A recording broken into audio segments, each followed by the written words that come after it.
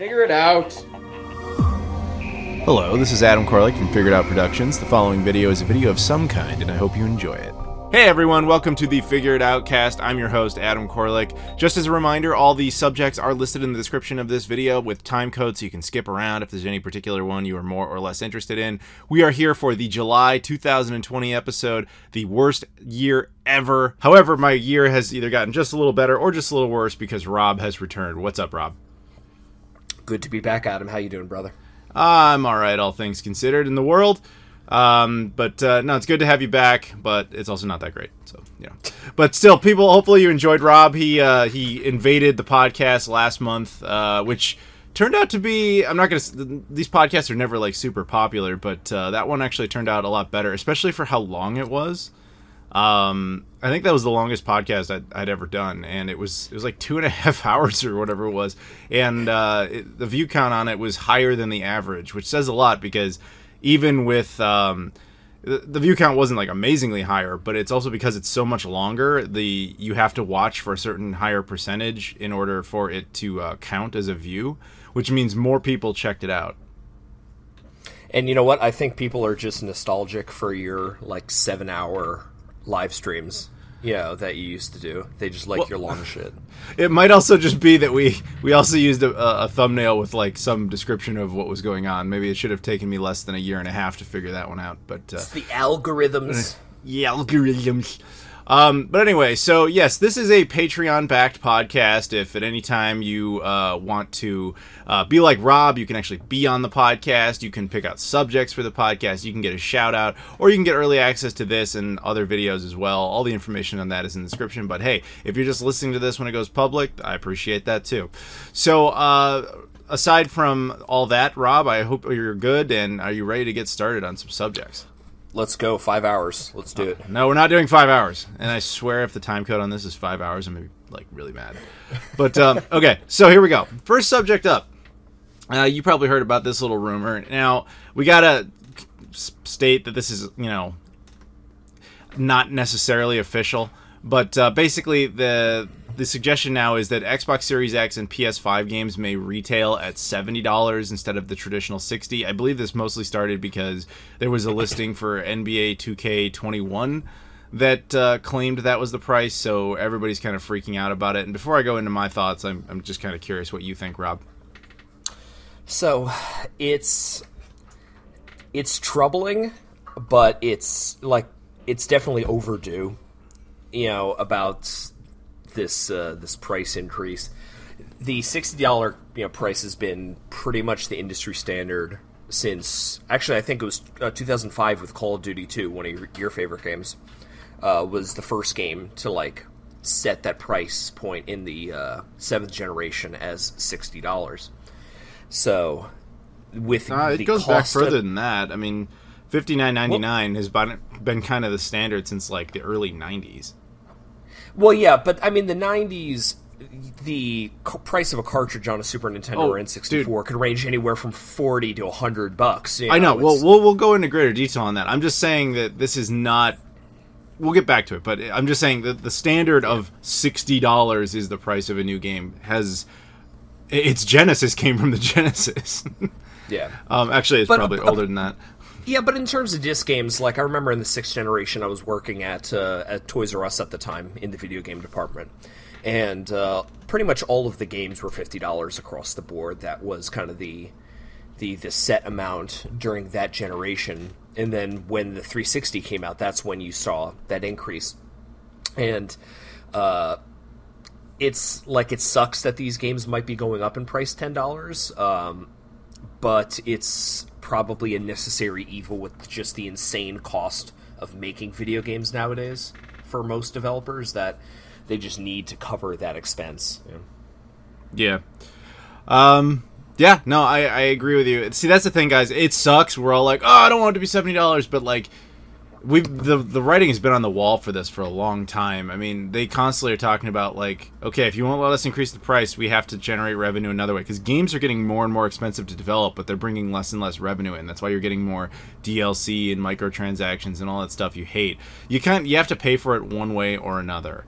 I'm not defending the idea. I think it sucks too, but you also have to factor in things like inflation. And I mean, like we were just talking about, some games would retail at $60 in 1993, but the value of a dollar has dropped and prices have gone up.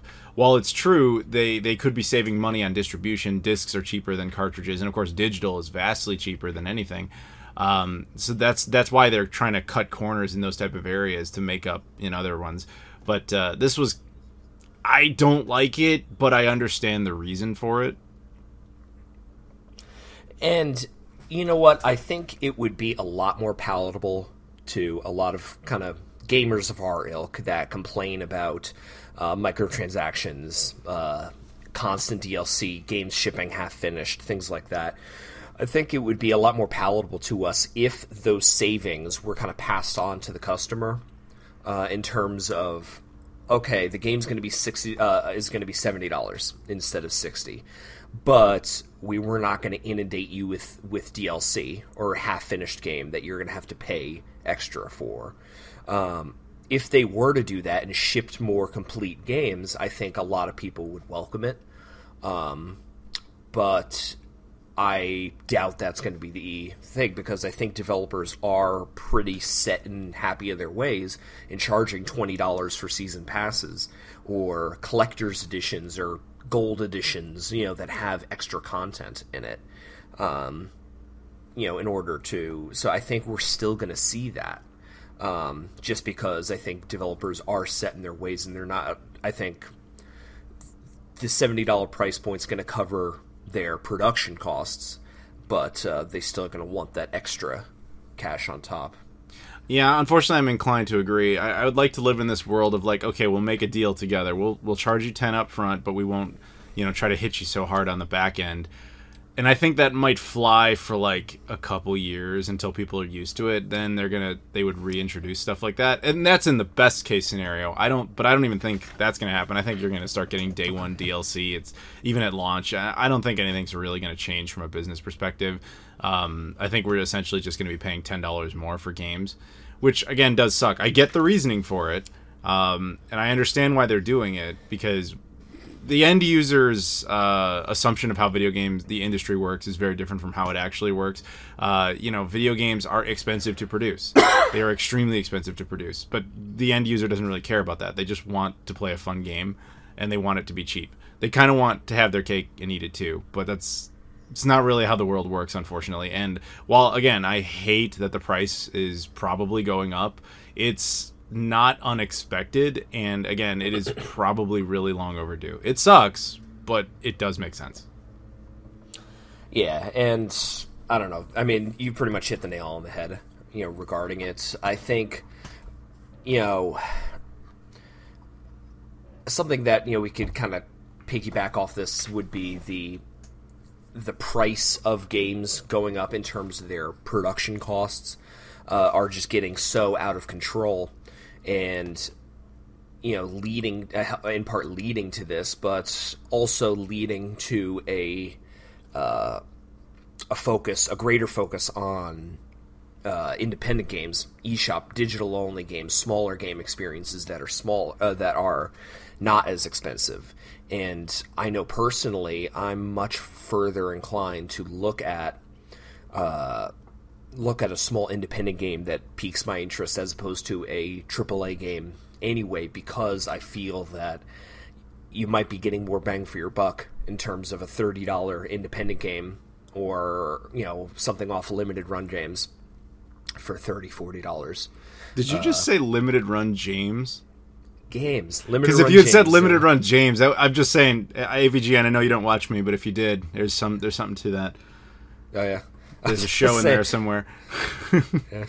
Anyway, sorry, go ahead. Yeah, but so limited run James, dude, I swear when you say it sounds like limited run James. It's my accent, man. But it's awesome. Drink more coffee. I'm working on it.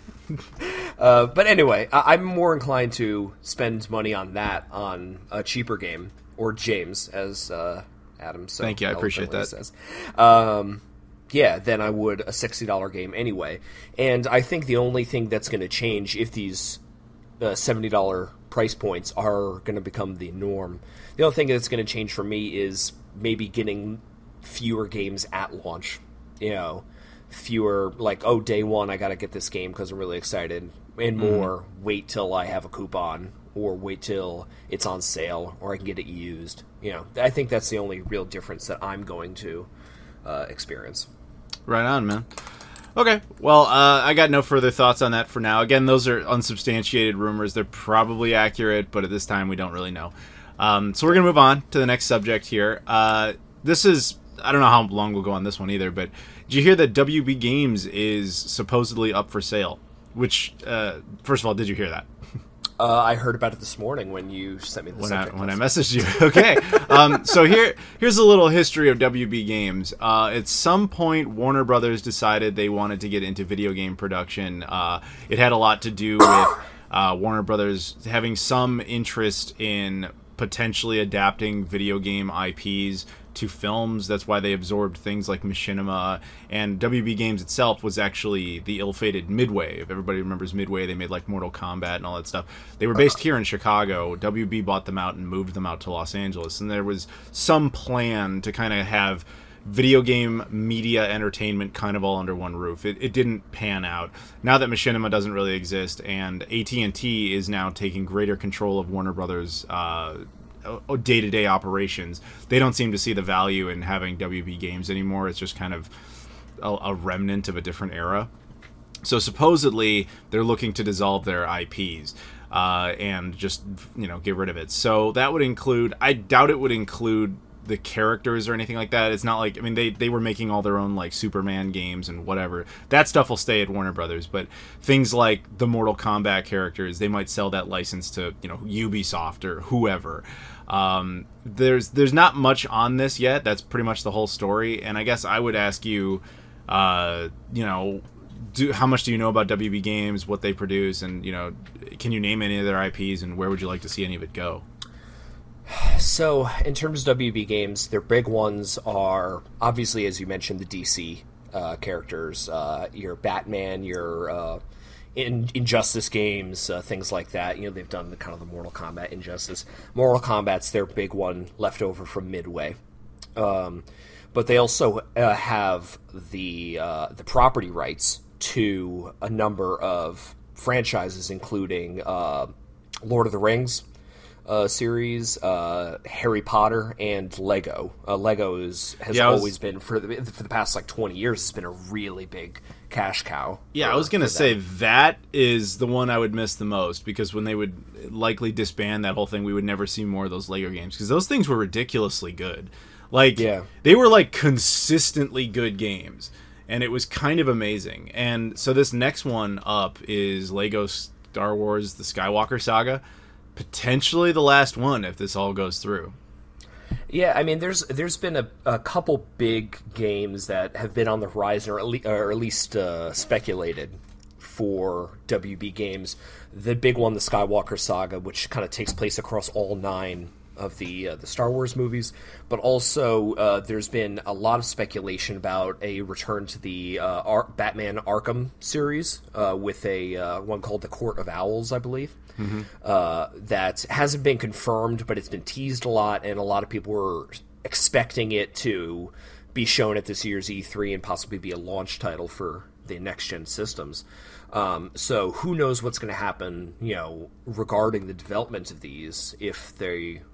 Because I was expecting the Skywalker saga to be at least announced proper for this fall at this point, but it's still not. Oh yeah, there's no definitive release date. And what's weird is at E3 2019, I actually saw a demo of it. They were for journalists and media and whatever. They were letting us just sit there and watch them play it and give us a breakdown of it. So I think its delay has something to do with the fact that Star Wars is in terrible shape itself, but also that WB Games may be getting ready to close. I think that game will make it out, but it could be like Telltale, where they just kind of get a game out, and then suddenly we hear that they finally shut their doors after that game is completed. Do you know what I mean? Yeah, and that it kind of ties to that new Batman Arkham game too, because it's been speculated for so long. There's been teases online and everything, and you would have expected it to at least been dropped in a trailer announcement, like since E3 is not happening this year. It would have already happened. That's the messed up thing. E3 would have been a month ago. Yeah, because it's weird. I feel like there's a giant kind of dearth in kind of all three consoles this fall of known video games that are going to be launching this fall for Xbox, PlayStation, and Nintendo. And this was one that everybody was like, "Oh yeah, we're getting a new Batman Arkham game," and it still hasn't been announced. And you wonder that this possible sale is holding these games up. It could be, because that game would also be a licensing nightmare, because when it's all under one roof, WB Games is a game developer and they have access to Batman, which is owned by WB, it just kind of is like, oh cool, that all just kind of works. But when that's not the case, then you start divvying it up, and that, as always, creates problems. So we may not get another Batman Arkham Origins game or anything like that anytime soon, if ever again. Yeah, I mean, the thing that would worry me the most is, I'm reading a news report on this potential sale, and saying that the interested parties of purchasing this library of licenses are Take-Two Interactive, EA, and Activision, and those are some of the biggest evil empires in gaming. We've seen what EA did to Star Wars. EA, I agree. Activision, yeah. Take-Two, it depends on which part of Take-Two. Yeah. If it goes over to Rockstar, then yeah, that's unfortunate. They make one game. Let's keep it real. Yeah. They make it, and they make it every generation. We understand that they like their GTA, and I get it. But they're very difficult to work with. Whereas 2K is the other half of that, and they're much more cooperative with stuff, and they produce a lot more content. I think they would be a better fit. And I think that's more likely where they would go, because it seems to be Take-Two's move is they tend to just let Rockstar handle GTA now, like, entirely, and just let 2K handle everything else. Yeah, it'd be a shame, really. I mean, the worst option, I think, would really be EA, because you had a license like Star Wars that in the mid 2000s, early 2000s, you would get a new Star Wars game from different aspects of LucasArts, like almost every year. It'd be like every 6 months, dude. You would get strategy games, you would get first-person shooters, you would get Jedi games, you would get like flight sim games. The variety of games in that Star Wars license was amazing. It was kind of the golden age of Star Wars games. Mm-hmm. And now you get Star Wars Battlefront, ironically Lego Star Wars, which wasn't made by EA. Let's keep that real. Yeah, and it's just recently that they've started getting these these other ones, like the Squadron, the new Squadrons game that's coming out this fall, and I just want to make a point to add to your point there. Yes, that Squadrons game, you're saying it comes out this year? Because I hadn't heard that. I know what you're talking about, but I didn't know it was this soon. Yeah, it's on current gen systems for $40. Okay, so just put this in perspective, because what we were just talking about is LucasArts would put out Star Wars games like once every 6 months, if not more, because they would also they supported a ton of platforms. And back then, even then, games would be different on platforms. So, like the PSP game would be a totally different game from the DS game, and that would be a totally different game from the original Xbox version, and all that sort of stuff. But that would happen constantly. And take into the fact that EA has now had the Star Wars license for 8 years. 8 years. They've made 4 games, and that includes the one that hasn't come out yet. Plus, I guess they did some mobile games, so I guess you can give them that if you want a pity point. And Battlefront 1 was meh. Battlefront 2 was pretty much loathed by everybody, and it was so bad that Disney singled it out as one of the reasons the brand was starting to decline. They was basically like, if you screw up your third game, you're done with the license. It was like that bad. So apparently Fallen Order people actually liked, which honestly kind of bums me out. Not that the game is bad, but I was really hoping that would be the thing that made Disney take it away from EA. But unfortunately, they've allowed them to keep it. But yeah, I'm just saying, why did you give the license to EA? Don't give licenses to EA. Is this not obvious to everybody? They screw everything up. Yeah, and they have a historical precedent, in the past 10, 15 years of buying up smaller development studios like BioWare and things like that, and basically just asserting their control over them and kind of shoehorning in their wanted features like microtransactions or online multiplayer, or shuttering the studios entirely. And that's what I would be concerned about, is EA either acquiring this just so nobody else could, and either running it into the ground, or taking a series like Mortal Kombat and just, okay, yeah, we're not doing these anymore. It's not profitable. Yeah. I basically, in my opinion, kind of circling back to the original subject, we'll assume for a second they are actually going to be sold off, as opposed to the possibility of them staying open, which again is also a possibility. There's really two ways that works. It's either they find the highest bidder for the entire corporation, meaning, Ubisoft puts in a bid, EA puts in a bid, whoever, and they go with that. Or if they're not happy with that, they sell off the individual assets. That's kind of what happened with THQ when they were dissolving. Is like, 2K got the license for this, Sega got the license for that, Ubisoft got the license for this, and so on and so forth.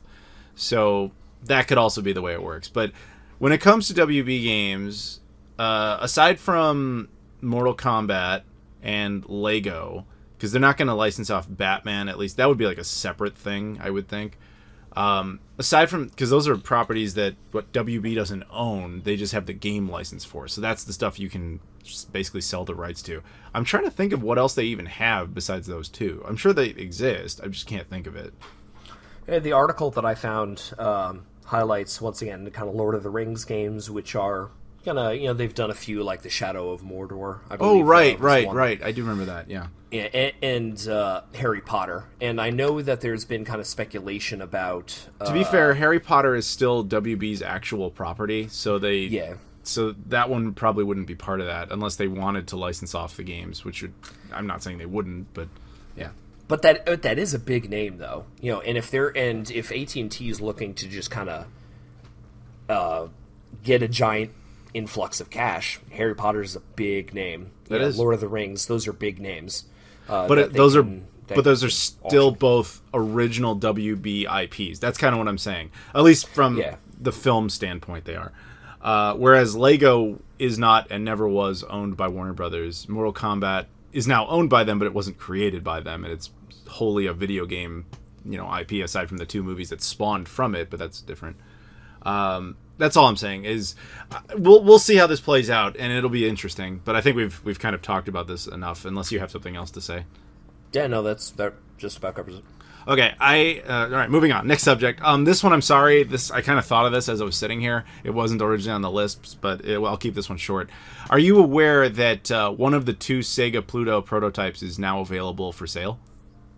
I heard it's on, was it Heritage Auctions? It is. It's the same group that sold the Nintendo PlayStation prototype. It's actually kind of funny because I'm somewhat tied into this story. So the one that's for sale is not my buddy Roger's. So I'm friends with the guy in the U.S. who owns one, but there's another guy who owns one who lives in Japan. After Roger and I got to talking, I did a video with him of his Pluto prototype. From there, it got a little bit of attraction, a little bit of attention, and then, I talked to him, and we decided we wanted to get it, fully restored and do whatever.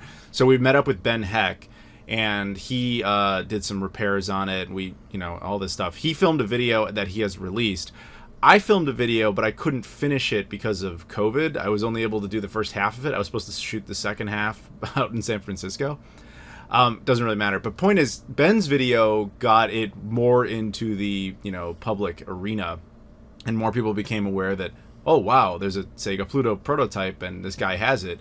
It just got more attention. And so suddenly, Roger was claiming he was getting offers, this and that for it, and I guess the guy in Japan with the other one was like, oh, everybody's talking about the Pluto right now. I have the other one. I should try to sell it. So that's exactly what he's doing. And what's weird to me is I'm looking at the Heritage auction right now, and the current bid is $2,500, which I think was the opening bid. So I'm not even sure anybody has actually bid on it. And it ends, at the time we're recording this, it ends in 5 days. I guess I want to speculate. A, do you think that that's weird? Do you think this will go unsold? Do you think that's too much money? Do you think it's surprisingly low? Do you think it will... I don't know. Your thoughts. So the closest comparison that we have to this in terms of a historical precedent is the Nintendo PlayStation that sold earlier this year. And I'm looking at this Heritage auction site for the Pluto, and I'm like, this, you could not have picked a worse time to sell this thing, not just because of the current climate, economically, socially, but also you just saw the Terry Diebold's Nintendo PlayStation sell for much less than it was speculated. It really underperformed. And like, people, just so people are clear, people thought that might go for like $2 million at one point. Yeah. And it ended up at like 334,000, like well under projections. Yeah. I mean, even the most pessimistic even the most pessimistic of people were thinking it would be like $500,000. So it kind of fell short on every expectation. So, yet ironically, still the highest and most successful individual sale for any video game item ever, which tells you a lot. I'm sorry. Go ahead. No, it's all right.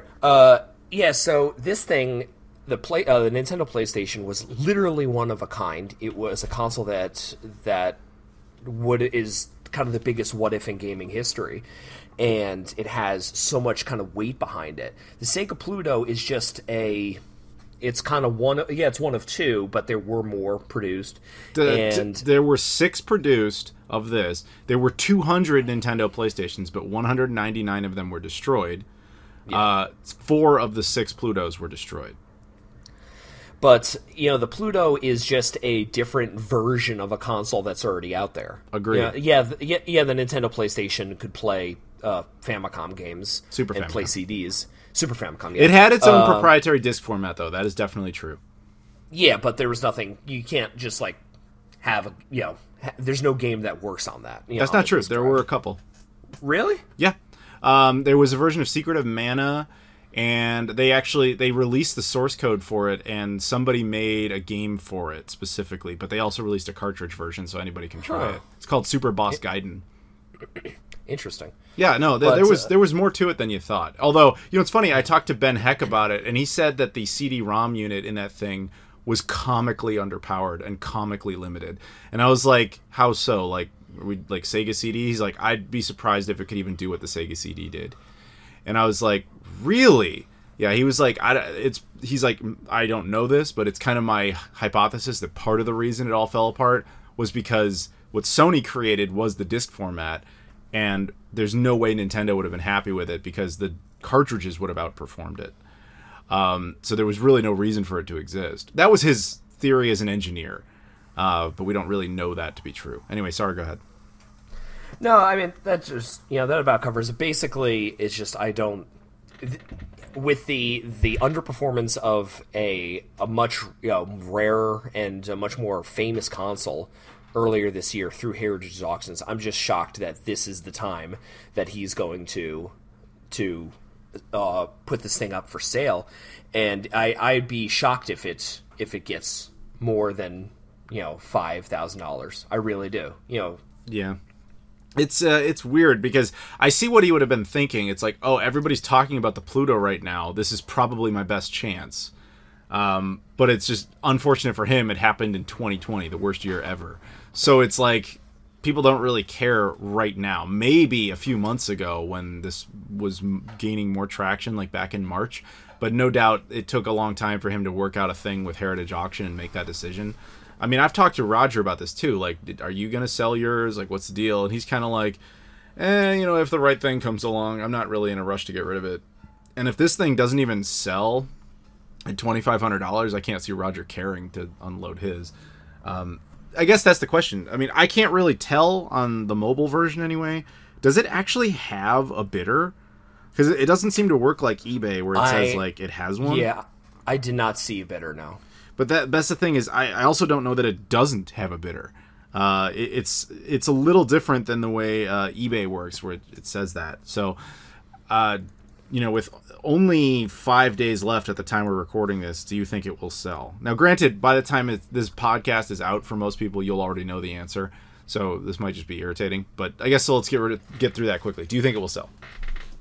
Well, let me answer that question with another question. Are you going to buy it? $2,500. You think I got $2,500 sitting around, dude? This is a Patreon podcast. Sell your divers. Divers Dreamcast. Oh yeah, I can't. I'll sell the divers. Hell no. I want the Pluto, but that's the thing that throws me off. Is like $2,500 is not even unreasonable to a super collector. Like, it would suck, but it's like within the wheelhouse of reality, as opposed to like 10 grand, which is like I would never put down 10 grand on a video game console. If I had $2,500 liquid, I would actually consider this. But at the same time, like, does it matter? Like, not really. But I think it will sell. I think that I can almost guarantee you the guy who is going to win this is a buddy of mine named Keaton. He's a Hawaiian dude. He's like one of the heads of the Saturn junkyard. I know he was expressing some interest in Roger's Pluto. So with this one actually being for sale, and I'm guessing relatively cheap to expectations, I could see him doing it, provided his life is financially stable. But that's it. That's the only person I can think of that would actually be willing to put down that kind of money for essentially just a Sega Saturn Model 3. Yeah, I mean, I definitely know some collectors, on and off of YouTube that definitely have the coin to be able to buy this. Yeah. It's just a matter of them wanting to, But I mean, just said $2,500 is a steal for kind of an unreleased prototype, video game hardware from a big company, Sega too. Yeah. I also think it's not getting a whole lot of attention online. Like, I saw like a couple articles about it, but it seems like nobody really cares. It's just not as big of a deal. I mean, the Kotaku, the Nintendo PlayStation was not only covered on places like Kotaku, but like it was on CNN's front page. You know what I mean? And the Sega Pluto is not that.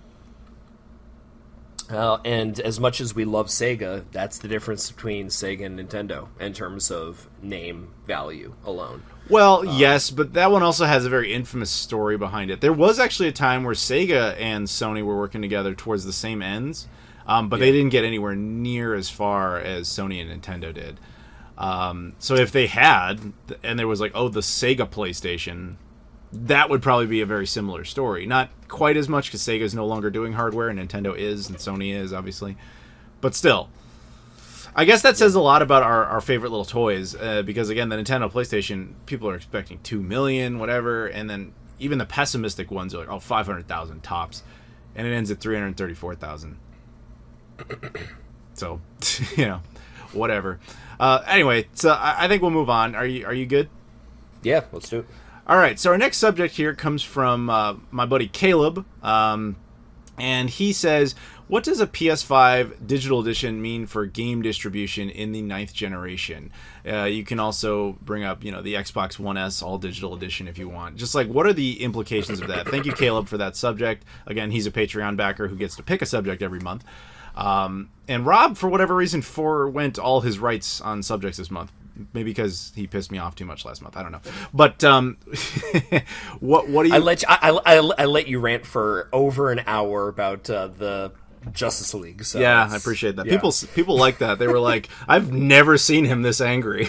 It's great. It's great. Anyway, so back to the question though. What do you think about that? I think it's indicative of something that you have been speculating for years. Is this going to be the last physical generation, primarily physical generation of video game consoles? And I think the introduction of the discless PS5 and the speculated Xbox Series X is indicative of just that. I think it shows that Microsoft and Sony are hedging their bets on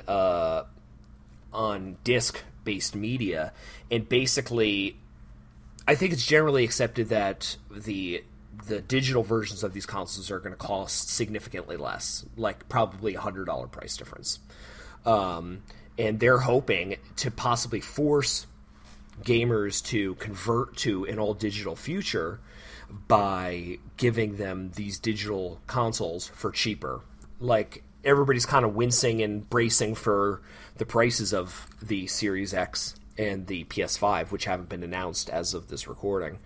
And I think if people see a $600 Xbox Series X or a $500 PS5, and then they see a $350 digital equivalent or a $400, I think a lot of people are going to be much more eager to jump on that digital bandwagon just to save money. Yeah, I'm inclined to agree. I actually did a long rant about this in a video, and I know Caleb knows that. That's probably why he's trying to flame the fires here, or fan the fires. But basically, when it comes to digital distribution, I've never been a fan of it. But it is a more affordable method for the developers and the manufacturers of a console, because they don't have to produce any sort of physical media. And we just talked about how they're constantly looking for ways to make games cheaper so that they have to be less likely to raise a price point. Not having to produce discs and cases and all manuals, all that stuff. I mean, we already have had some of that. Like, it's kind of accepted now. You don't really get a manual with a video game anymore. That's not because they're lazy. It's because it costs money to do that. One of the ways to cut around it is to not do that. So the next logical step is to cut down on the discs themselves and the cases and all that stuff. If they can, but they also don't want to just shock the world with like, hey, we're not doing discs at all. Because there's a bunch of people that would be completely opposed to that, such as myself. So they're kind of trying to hedge their bets either way. And I'm of the philosophy that only one of those two can survive long term. And it really just depends on the market response to it. Because if they basically determine that people are not buying the digital edition, they're only buying the disc edition, they'll stop producing the digital edition. And the digital adopters who just got the digital only version won't really get screwed, because all their games are still going to be released digitally. They just are without a disc drive and all the benefits that come with that.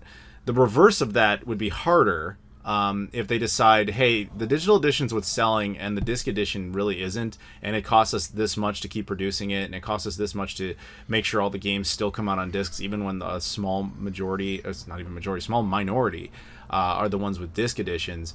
Why don't we discontinue this whole thing and say, hey, PlayStation gamers, we're sorry, we're no longer going to be supporting discs. Don't worry, the discs you have will still work, and it's just kind of an apology. You know, here's $50 worth of PSN credit, and all your great PlayStation experiences are still coming through the PlayStation Network.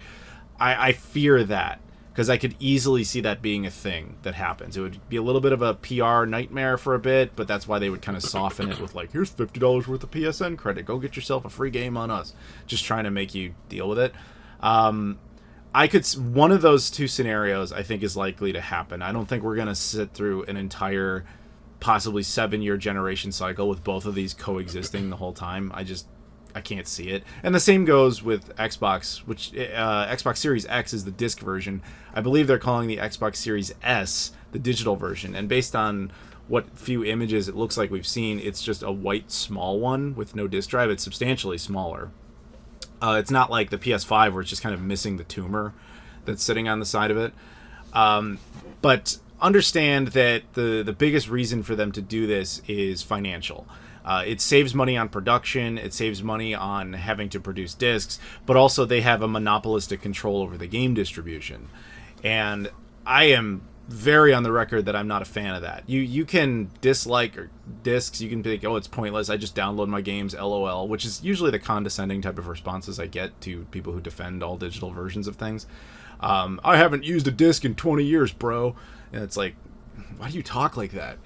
But anyway, I'm serious. Like, I get so many comments like that. But anyway, so the thing is, when you're going through an all digital distribution system, you are limited by the bottleneck of whoever is distributing those games, and you are limited to the rights therein. So if Sony is your only distributor for digital content, they have complete control over what the price point of a game is. They have complete control over when the game goes on sale, if it ever does. They have complete control over the ability to remove a game from a store. They have complete control over deleting the game from online services. All that stuff is under one roof, and that's not good for you as a customer. On the other end, with physical media, there obviously can be limitations, particularly in modern times with patches and DLC and all that sort of stuff, and the games being broken on disc, but at least there's some edition of it that is up to you to acquire. And you have multiple choices on where you get it. Just because Walmart doesn't have it on sale doesn't mean Target or Best Buy won't. Amazon might have it on sale. You could buy it from Sony directly. You have options.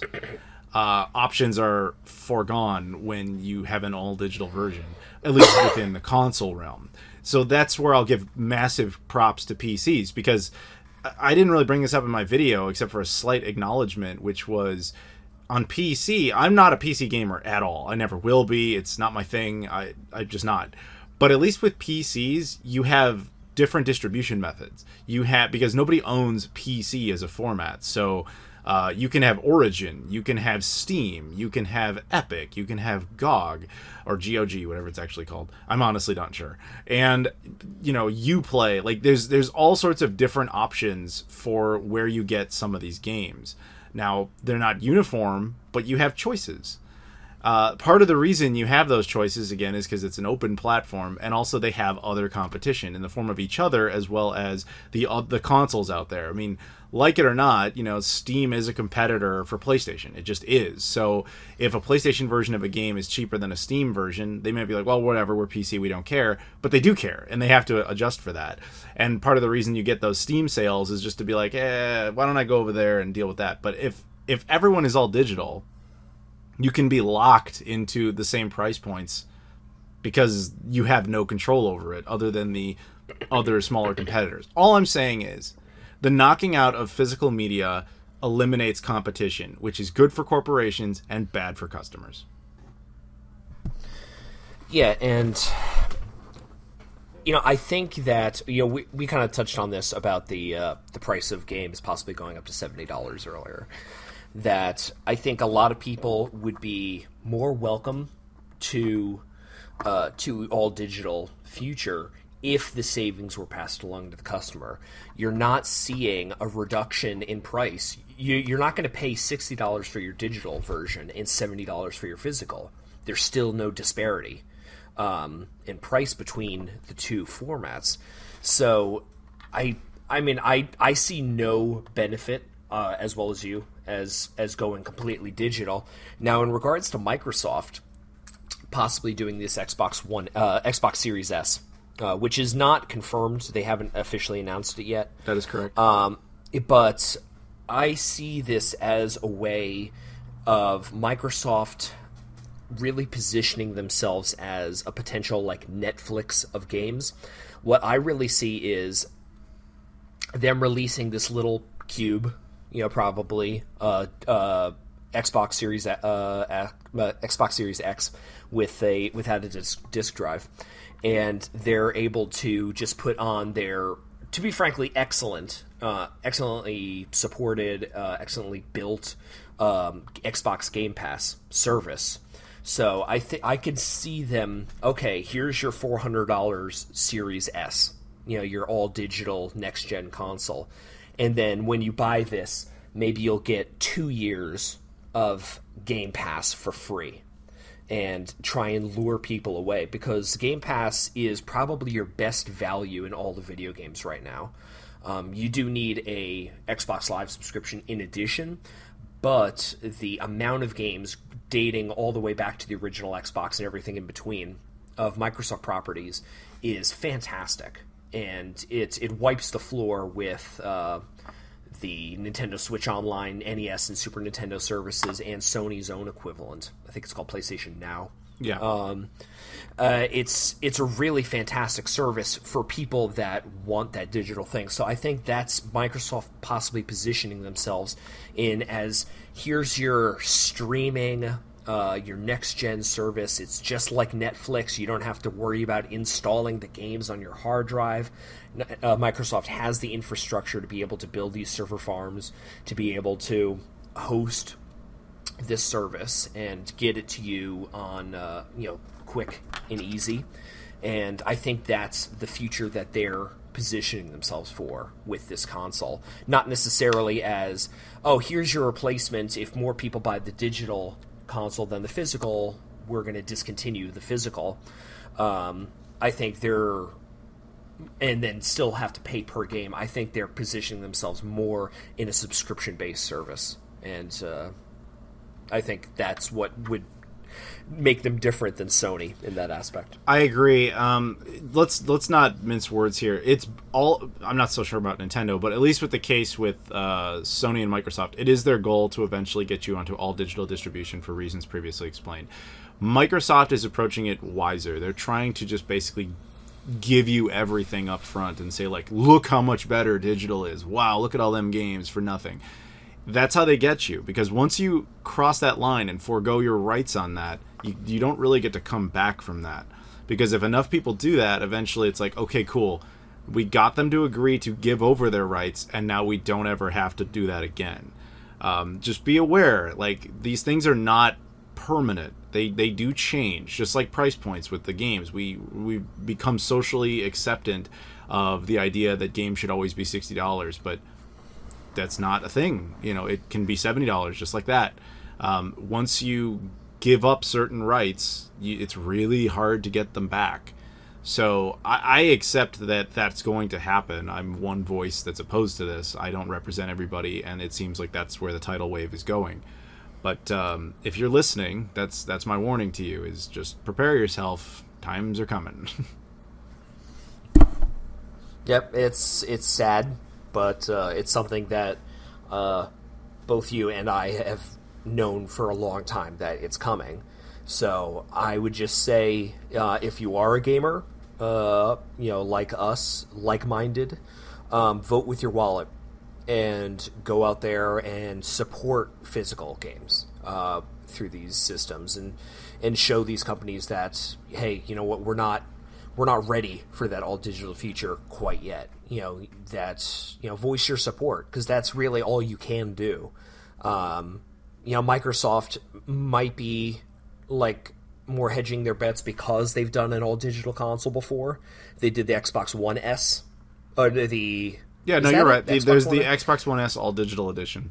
All digital edition, yeah. So now that's not a fair comparison, because by the time that console released, Xbox was already losing this console generation by a country mile. Oh, and then it was only like a year ago too. So it's like, yeah, exactly. It was just an all digital brick version of a console that's existed for like 6 years at that point. So it's kind of pointless.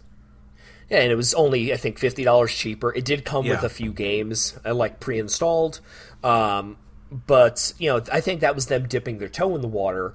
But I think if they do an all-digital Xbox Series S version, I think that's them planting their feet firmly in a all-digital subscription-based future.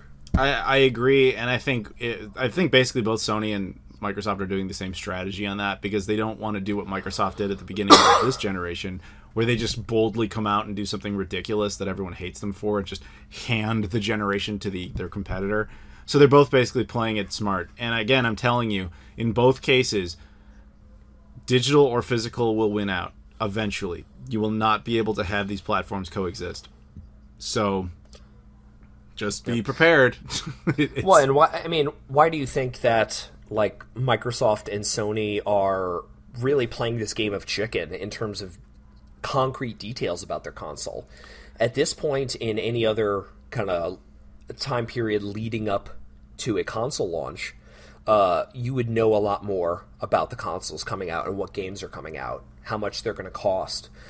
We just learned 3 weeks ago what the PS5 even looks like. Yep. Sony's been a lot more sheepish about this. yeah, we still don't know the price, and they're playing a game of chicken, and they don't want, because I think Sony's worried that if they announce this PS5 at $600 and $500 for the digital version, that Microsoft has the capital to be able to say, you know what, it's $400 or $500. We have the money to be able to back up a lower price point to attract consumers.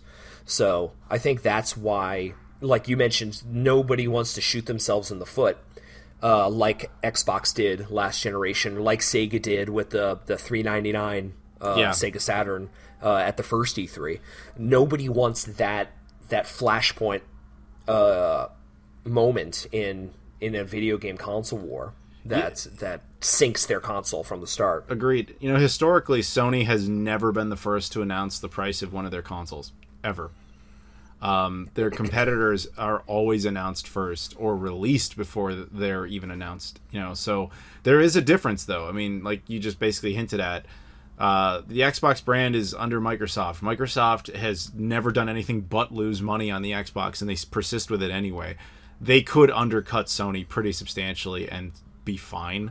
They wouldn't like it, and that's why they probably haven't done it yet, but they could. Whereas Sony is almost entirely dependent on the PlayStation these days. Like, it's their primary thing. But to Microsoft, the Xbox is just a whatever side project that they lose money on. I don't even know how Microsoft still makes money, because like everything they do they cancel. Like, look at Mixer. Like, everything they do they just give up on. So it's all based around Windows, I'm sure, but it's still like insane that how big a company is. That company's so huge they could have that many failures and just still be like the biggest company in the world. But that's not Sony's situation. So Sony has to be really sure when they shoot. And I kind of feel like Microsoft is like, we don't even care, dude. We will wait this out because we want that mic drop moment of $100 less. I really think that that's what they're doing. Yep. Yeah, no, I totally agree. Well, let's cut it there because we're going to just keep going on this for like 20 more minutes and we need to move on. Yeah. All right. Thank you, Caleb, so much for the subject and for being a Patreon backer. Speaking of Patreon backers, we have a round of shout-outs. All of these guys, all these wonderful people are Patreon backers who are at that exact tier for a shout-out. You can do that at any time. Appreciate you. We've got Jordan Cromwell, Michael Kelly, Luis Bonilla, Joseph Tamburino, and Trey Wagner. Once again, Jordan Cromwell, Michael Kelly, Luis Bonilla, Joseph Tamburino, and Trey Wagner. All awesome people helping. Yay! All awesome people. Much better people than Rob. Rob's not nice to me off camera. You guys have no idea what it's like. Yeah, see? Yeah, that's the boo of abuse. But no, he's very nice. But yeah, thank you very much to everyone on Patreon. Always appreciate it. Helps keeps the channel running. You guys are awesome. So, moving on. Our next subject is also from a Patreon backer. This is from Oliver Clare. You might remember him last month. That was his first time, and we went on about his subject for like an hour, where he was just having us talk about like every console and how we have them set up. This subject, he decided he wanted to go with this. My top 3 things I wish I'd known when I was starting out in retro gaming, or mistakes I made, things I would do differently in retrospect. Now, I don't know how much thought you've put into this, Rob, but this one's kind of a little tricky for me because there was never a time where I started out in retro gaming. It was more like I just kept all the stuff I had as a kid and just kind of kept building on it. So all I can do is look at it as like in hindsight, I wish I had, got this too, but didn't think of it. Because there was never a time, I don't have some great story of like, man, when I was a kid, I had a Super Nintendo and I had all the games and then, I just sold them to get a PlayStation. Like, I don't have that story. That never happened to me. So, all I can really say is, there's certain things I wish I had collected when it would have been easier that I just didn't do. Most notably would probably be like TurboGrafx games. Not that that was ever easy, but there was definitely a time where it was vastly more affordable if you could find them. The ship has sailed on TurboGrafx 16. Like, that's totally impossible. And to kind of extend to that, I guess I would also say PC Engine, which again, the same basic console, but the Japanese version. Like, all these trips I've taken to Japan, I very rarely ever picked up PC Engine games or PC Engine CD games, especially. And I really regret that because, spoilers, although it's not really a spoiler, I now have a bunch of working PC Engine CDs, but I really don't have anything to play on them. I know I could burn games or whatever, but I don't really want to do that.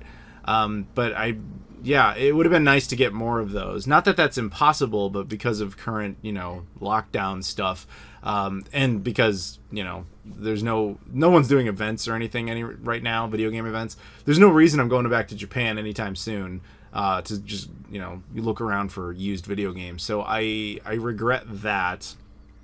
I'm honestly surprised you didn't pick up more PC Engine stuff in Japan. Like, I left with a giant stack of stuff. Like, I was finding them at, like, book-offs, too. Oh, I was... it's not like, yeah. Yeah, I found them. I just didn't... there was things I wanted more.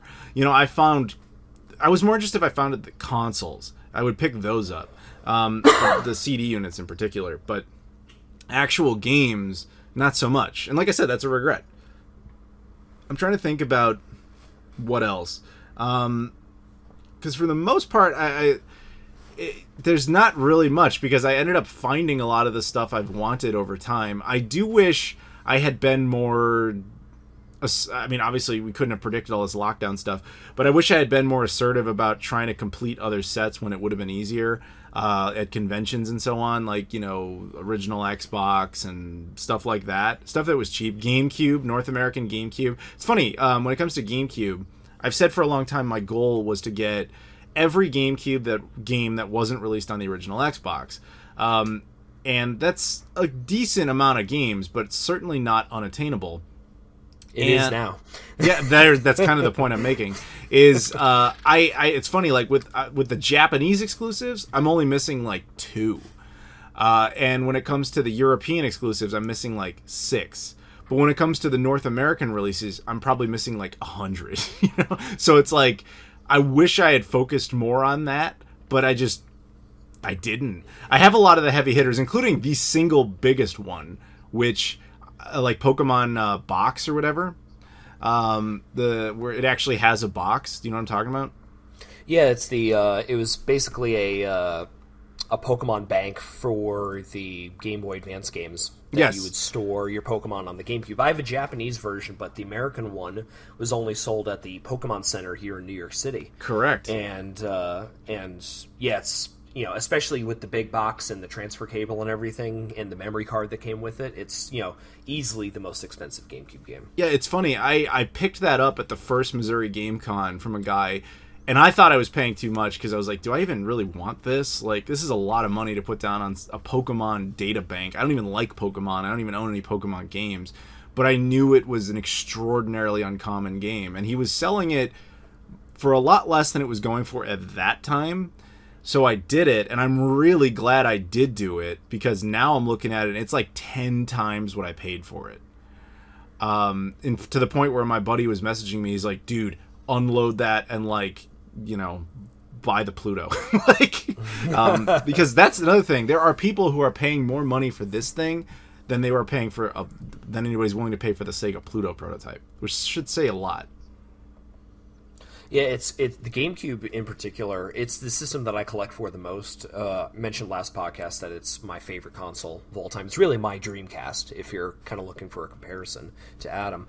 And I was lucky enough to be able to buy, when I did get into quote retro gaming, if you consider the GameCube retro. Oh, we do.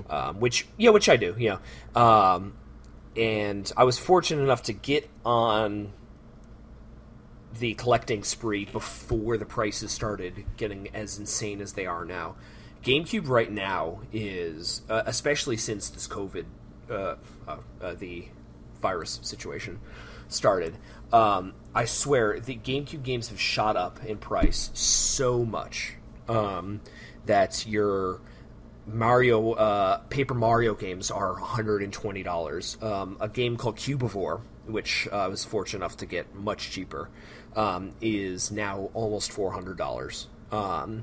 It's really insane because, as you've mentioned before in kind of previous collecting videos, that people who had the GameCube as a kid are now of the age, they're in their 20s now, where they have some disposable income, they're looking to rebuy. 30s, buddy. GameCube itself is 20. fuck yeah, right, are of that age that they're wanting to rebuy stuff from their childhood.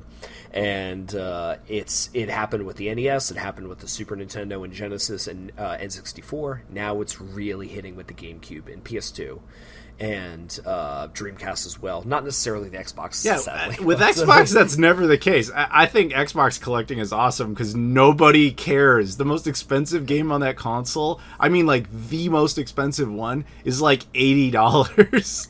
And that says a lot. And then, because that's, I mean, $80 is $80, but it's, when that's like your cream of the crop, top tier, expensive game, yeah, that's a reasonable set. Like, it's, whereas, you know, you just said a Cubivore is not even the top one, it's $400. Yeah. So I think, I mean, going back to Oliver's original question, I think in terms of regrets that we had in terms of retro gaming, I agree with you. I think the mistake that we had in not starting to collect earlier and maybe missing out on kind of the golden age of being able to buy some of these games in stores or online for very, very cheap is something that we all regret. You know, there's these legendary stories of people going to garage sales and getting us stadium events, like, you know, for $5 in a lot with NES games, or going to flea markets and getting this. People are far more educated now with websites like eBay, as prevalent as they are. So the uninformed seller of video games does not really exist in great numbers anymore. So that's, you know, that's the thing that I think both of us really regret, is just not having the benefit of hindsight back in the day to get some of these games for cheaper. Yeah, I think that's the common thing with any retro gamer. But do you have any more like specific stories? Because I'm trying to do that in my own mind, and most of the time it circles back to GameCube. There are a few where I was like, oh, I don't want to pay that. Now it's like, oh, I would gladly pay that now. You know what? It's most of them stem from, I mentioned earlier that back in the early 2000s, my first job actually was working at Toys R Us in the video game department. I worked there from 2003 through 2010, really. So a long time, and I was there for the heyday of the 6th gen, which is my favorite generation, might be yours as well. It goes day to day, but yeah. Yeah. You know, I remember seeing Dreamcast games for pennies and clearance, like nobody was buying them. I remember seeing older stuff too, PS1 games and Atari Jaguar games. Yeah, Toys R Us was stuff, weird about holding on to stuff like forever. Yeah, but I remember just having such a lackluster appreciation for some of the accoutrement about selling video games back in the day. I distinctly remember tossing Dreamcast and GameCube kiosks in a dumpster, and you like, sick man, slut. You know, and it's like I've since had a Dreamcast kiosk, but a GameCube kiosk is one, like, I'd love to own one. You know, it's kind of the one that I would. You know, I've owned a couple kiosks by now. Just for the record, his hatred of kiosks does not in any way represent my channel. Please don't unsubscribe to me just because of his horrific, monstrous action. He will not be invited back. I'm really like the Pol Pot of kiosk. You're terrible. You know, anyway, go ahead. I executed so many of them, but like, you know, seeing games like, I remember the Fire Emblem game on the GameCube being $15 in our clearance bin, and I'm like, I don't really want this. You know, it's stuff that, fuck, if I bought them and kept them sealed, I could probably buy a car with some of this stuff if I sold it. That's the stuff I really regret, is kind of not appreciating some of like the advertisements, like the big cardboard standees, like not necessarily even the games, just like the promotional materials, the posters, the kiosks, the demo discs that we crushed with a hammer and threw in the garbage, like all this cool stuff that would be really, really nice to have if you're in that kind of completionist mode of owning everything Dreamcast or owning everything PlayStation 2, GameCube, something like that. That's what I really regret not taking advantage of when I worked there. Yeah. I'm going to make you a little jealous here. When it comes to Fire Emblem on GameCube, in 2012, I was out in Washington State. Washington State is where Goodwill is based. So what apparently Goodwill does is everything that's dumped into Goodwill, they leave it there for an X amount of time. It could generally be just a couple of weeks. And when they don't move stuff, they basically load it all onto trucks, and they bring all those trucks out west. There's like one facility in Washington and 2 in Oregon. Sorry, did I say they were based in Washington? They're based in Oregon. And like right in that like Portland area, they have 3 of these like Goodwill super centers, and the super centers don't charge items by an individual price. They charge them based on the pound, and it's like something cheap, like 5 cents a pound or whatever. So you basically do this dig and save thing where you just shuffle through these bins. You have no idea what's in there. It can be cables, it can be t-shirts, it can be anything. They just dump everything in there. And I was out there and I checked out a few of these, and I picked up some cool stuff, some game consoles, and it was weird to get like a Dreamcast for like 20 cents, that type of thing.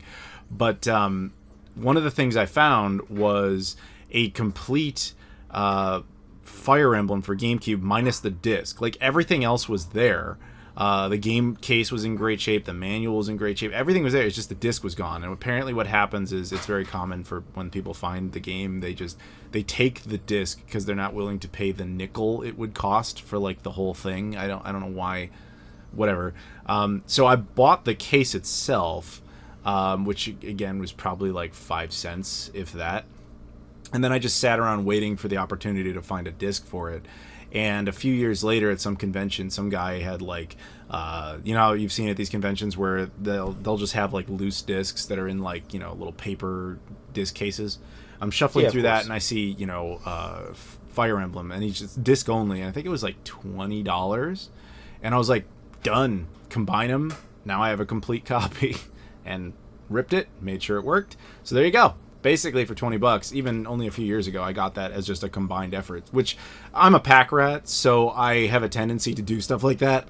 I'll buy like one thing and be like, all right, I just need the other piece later, and then eventually combine that piece. I did the same thing with like Skies of Arcadia on GameCube. I found it at the same dig and save. Like somebody had a nice GameCube collection there and someone stole all the discs for it, but I went around trying to find the individual discs. I think I eventually succeeded at that to get some of the rarer ones. But I think I did that with one of the Zeldas, too. But, so sometimes you get... We're talking more about good things that happen to us as opposed to things I regret. Do you have any other regrets? I distinctly remember as a kid, like I'm pretty sure all of the kind of older people that are listening, people our age, we rented games from Blockbuster as a kid. I maybe had like 4 or 5 N64 games that I owned, but I played dozens and dozens and dozens more from renting at Blockbuster and Hollywood Video. And I remember distinctly renting Clay Fighter Sculptor's Cut, the most expensive N64 game, which was a Blockbuster exclusive. They never released retail. And I distinctly remember renting it a few times, and I was like, man, that would have been a really good one to just forget to return and just pay the non-return fee, just kind of hang on to. Cops are coming to get you, dude. You see, they're like, he thought he was gonna steal something, but I mean, I remember I had the box and everything. I'm like, fuck, I really should have kept that. Yeah, it happens. Those are regrets. We got a bunch of them, I'm sure, but... Yeah, it's painful to go down memory road and be like, what didn't I buy? But all right, I think we're good there. Thank you very much, Oliver, for the subject. And again, anybody out there at any time, you can feel free to sign up, pick a subject for us to talk about. We'll give you a shout out, some love, and always appreciate you on the channel, keeping the lights on. Thank you. The next one up is another video game subject before we kind of go off the rails with non-video game subjects. This was very recent. A lot of people wanted me to talk about this, but I feel like it's in its infancy, so that's why I'm only kind of addressing it here, because it's not really ready. Are you familiar with the fact that the PS2 now has a DVD exploit? I do know. I did hear about this briefly, but I know just for kind of historical benefit, the PS2 is kind of the hardest system to really hack for a very long time, and gamers had been looking for an exploit for just as long, and some regarding like memory cards or mod chips or utilizing like a European demo disc, right, to be able to to hack and be able to play burned games on your PS2, but nothing really stuck. And if you want to elaborate further, sure. This recent one is the big one that we've been waiting for. So to be clear, there are a lot of PS2 exploits, but they all have a lot of flaws. The big problem is you either need a mod chip in there, which that's been around for 20 years. Like, you could do that for a long time. It was always a pain to install them. The most commonly used one is a thing called Free McBoot, which is a memory card exploit, because Sony built in this concept of updating the firmware to the console through the memory card. They never used it, but hackers figured out that you could do that.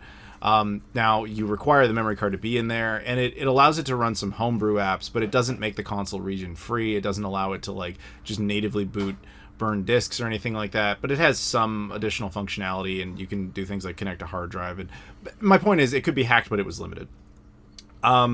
This new exploit is in its infancy, but the idea is, obviously the PlayStation 2 was a DVD player, and it could read burned DVDs no problem. The idea is you essentially trick the PlayStation 2 into thinking what it's starting up is a DVD, and then it has what's called a buffer overrun, and then it starts running PlayStation 2 game data. That has a lot of limitations at the moment, but it could be run on retail hardware without any modification whatsoever. So the end goal is to have self-booting PlayStation 2 burned discs.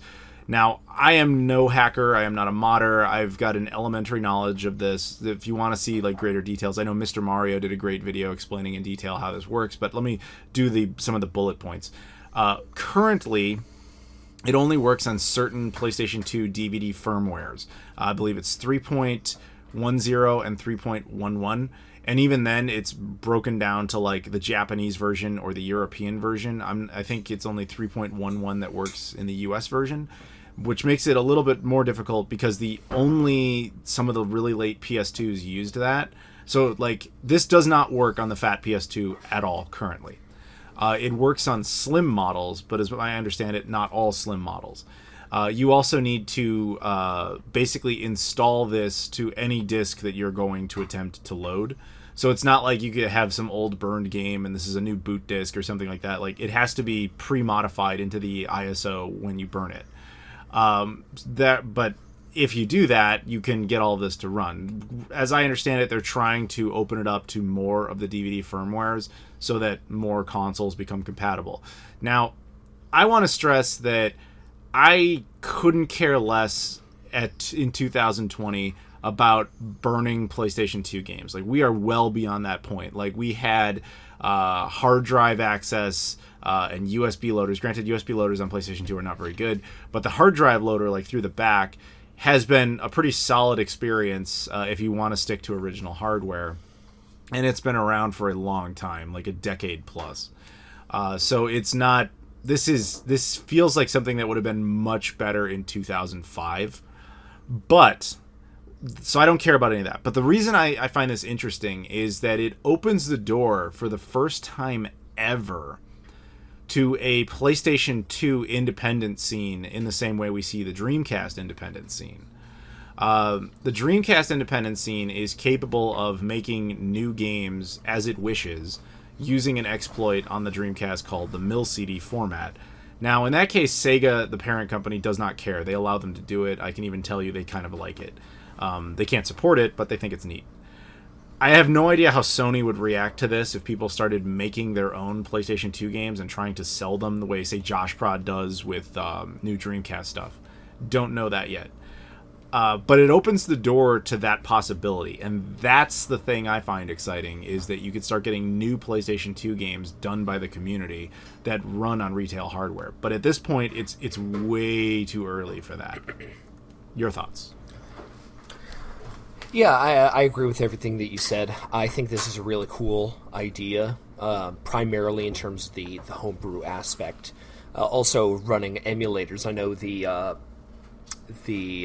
guy who discovered this exploit showed a Super Nintendo emulator running on it, which is kind of cool. He also mentioned that he theorized that the same exploit that allows this to work on the PS2 could feasibly do it on all of the PlayStation consoles, from the PS1 all the way to the PS4. I think you mentioned like hacking the PS4 through a Blu-ray exploit? drive. Okay. Yeah, the BD-J functionality. So it's interesting, but the idea of a homebrew scene on the console, that's what really intrigues me the most. See, I hadn't heard that about it potentially working on other iterations of PlayStation. I guess with PS1 it would be like a music CD exploit. In PS3 it could be a Blu-ray exploit, or even also a DVD exploit, depending on what you do. And then of course PS4 is the same. That would be really interesting because it would really feel like a 2005 modification. I personally, even I, who is the biggest proponent of physical media like ever, I don't want to burn discs anymore. I just don't want to do that. I would support physical indies. I would find that interesting, but like the idea of like, oh dude, I just don't feel like paying for God of War. I'll just do this and burn it. Like I don't care. Like that's not my thing.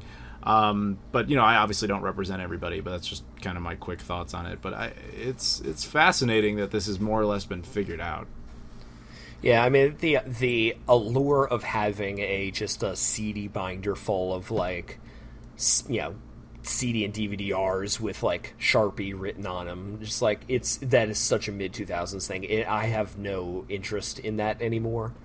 I think it's just kind of something that I've kind of passed on, especially since like the vast majority of PS2 games are dirt cheap still. Yeah. It's not like you're paying $50 for God of War anymore. You can pay $3. I will say that I could see why people would do it with like Rule of Rose or whatever, but yeah, of course, there's always exceptions to the rule. Some of the big JRPGs, Rule of Rose, the Fatal Frames, like that stuff is always going to be a little bit more. But fan translations. The homebrew ability, that's the real kind of interesting thing. And as you mentioned, the fan translations of Japanese exclusives or European exclusives, I think that'd be really, really cool. I agree. And I'm glad you mentioned the CDs and DVDs, because that's the thing. This does not work with CDs. So if a game was like one of those blue discs originally, this exploit does not function with that unless...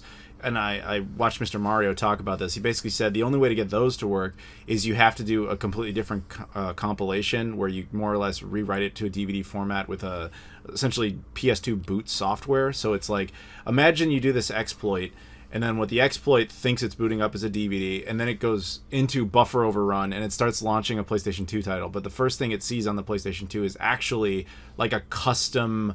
operating software that you can think of as a launcher, and then from inside that launcher you can have multiple like PS2 CD based games, but it's like a hat on a hat on a hat to get that to work. So at this point in time, while it does function, I guess it's limited. This is more suited for DVD based PlayStation 2 games, and you would know them from the bottom because they're just not blue. They're either gold or silver. Yep. Either way, it's kind of cool. The idea of maybe, transferring some of the Dreamcast, homebrew scene to the PS2, Mm-hmm. And vice versa. I think that'd be, I think it'd be cool, to see kind of where this goes. Yeah, but I agree. And hopefully the indie devs would actually use the high resolution modes, because why? Yes, please. Just why? But let's move on from that. Like every single Dreamcast indie game, every single one has used the VGA mode. Every one. Yep. There are more Dreamcast indie games than there are games that didn't support the VGA mode originally. There's not that many that didn't, but it's like, I don't know why every game didn't just support it, to be honest with you. But yeah, at least no indie game was like, we're not going to bother with VGA. It's like, no, it's so obvious you should use it. But okay. Yeah, and we made it clear to everybody in the last podcast that we both hate PlayStation 2. That's what everyone's takeaway was. What do you do to play your PS2 games? I explained it in the video. I thought I was very crystal clear on this. There's a whole process, but you hate it. No, no. I hate the Wii. I admit that. PS2 I don't hate. It's just inconvenient to use. So I'm working on a better solution. But that means you hate it. Okay, dude. I have no. It's like talking to a wall. I'm moving on. All right. Anyway, so Thank you. Let's move on to our next subjects. We have 2 more subjects. Neither are video game based. They're both about movies and stuff like that. So hope you enjoy it.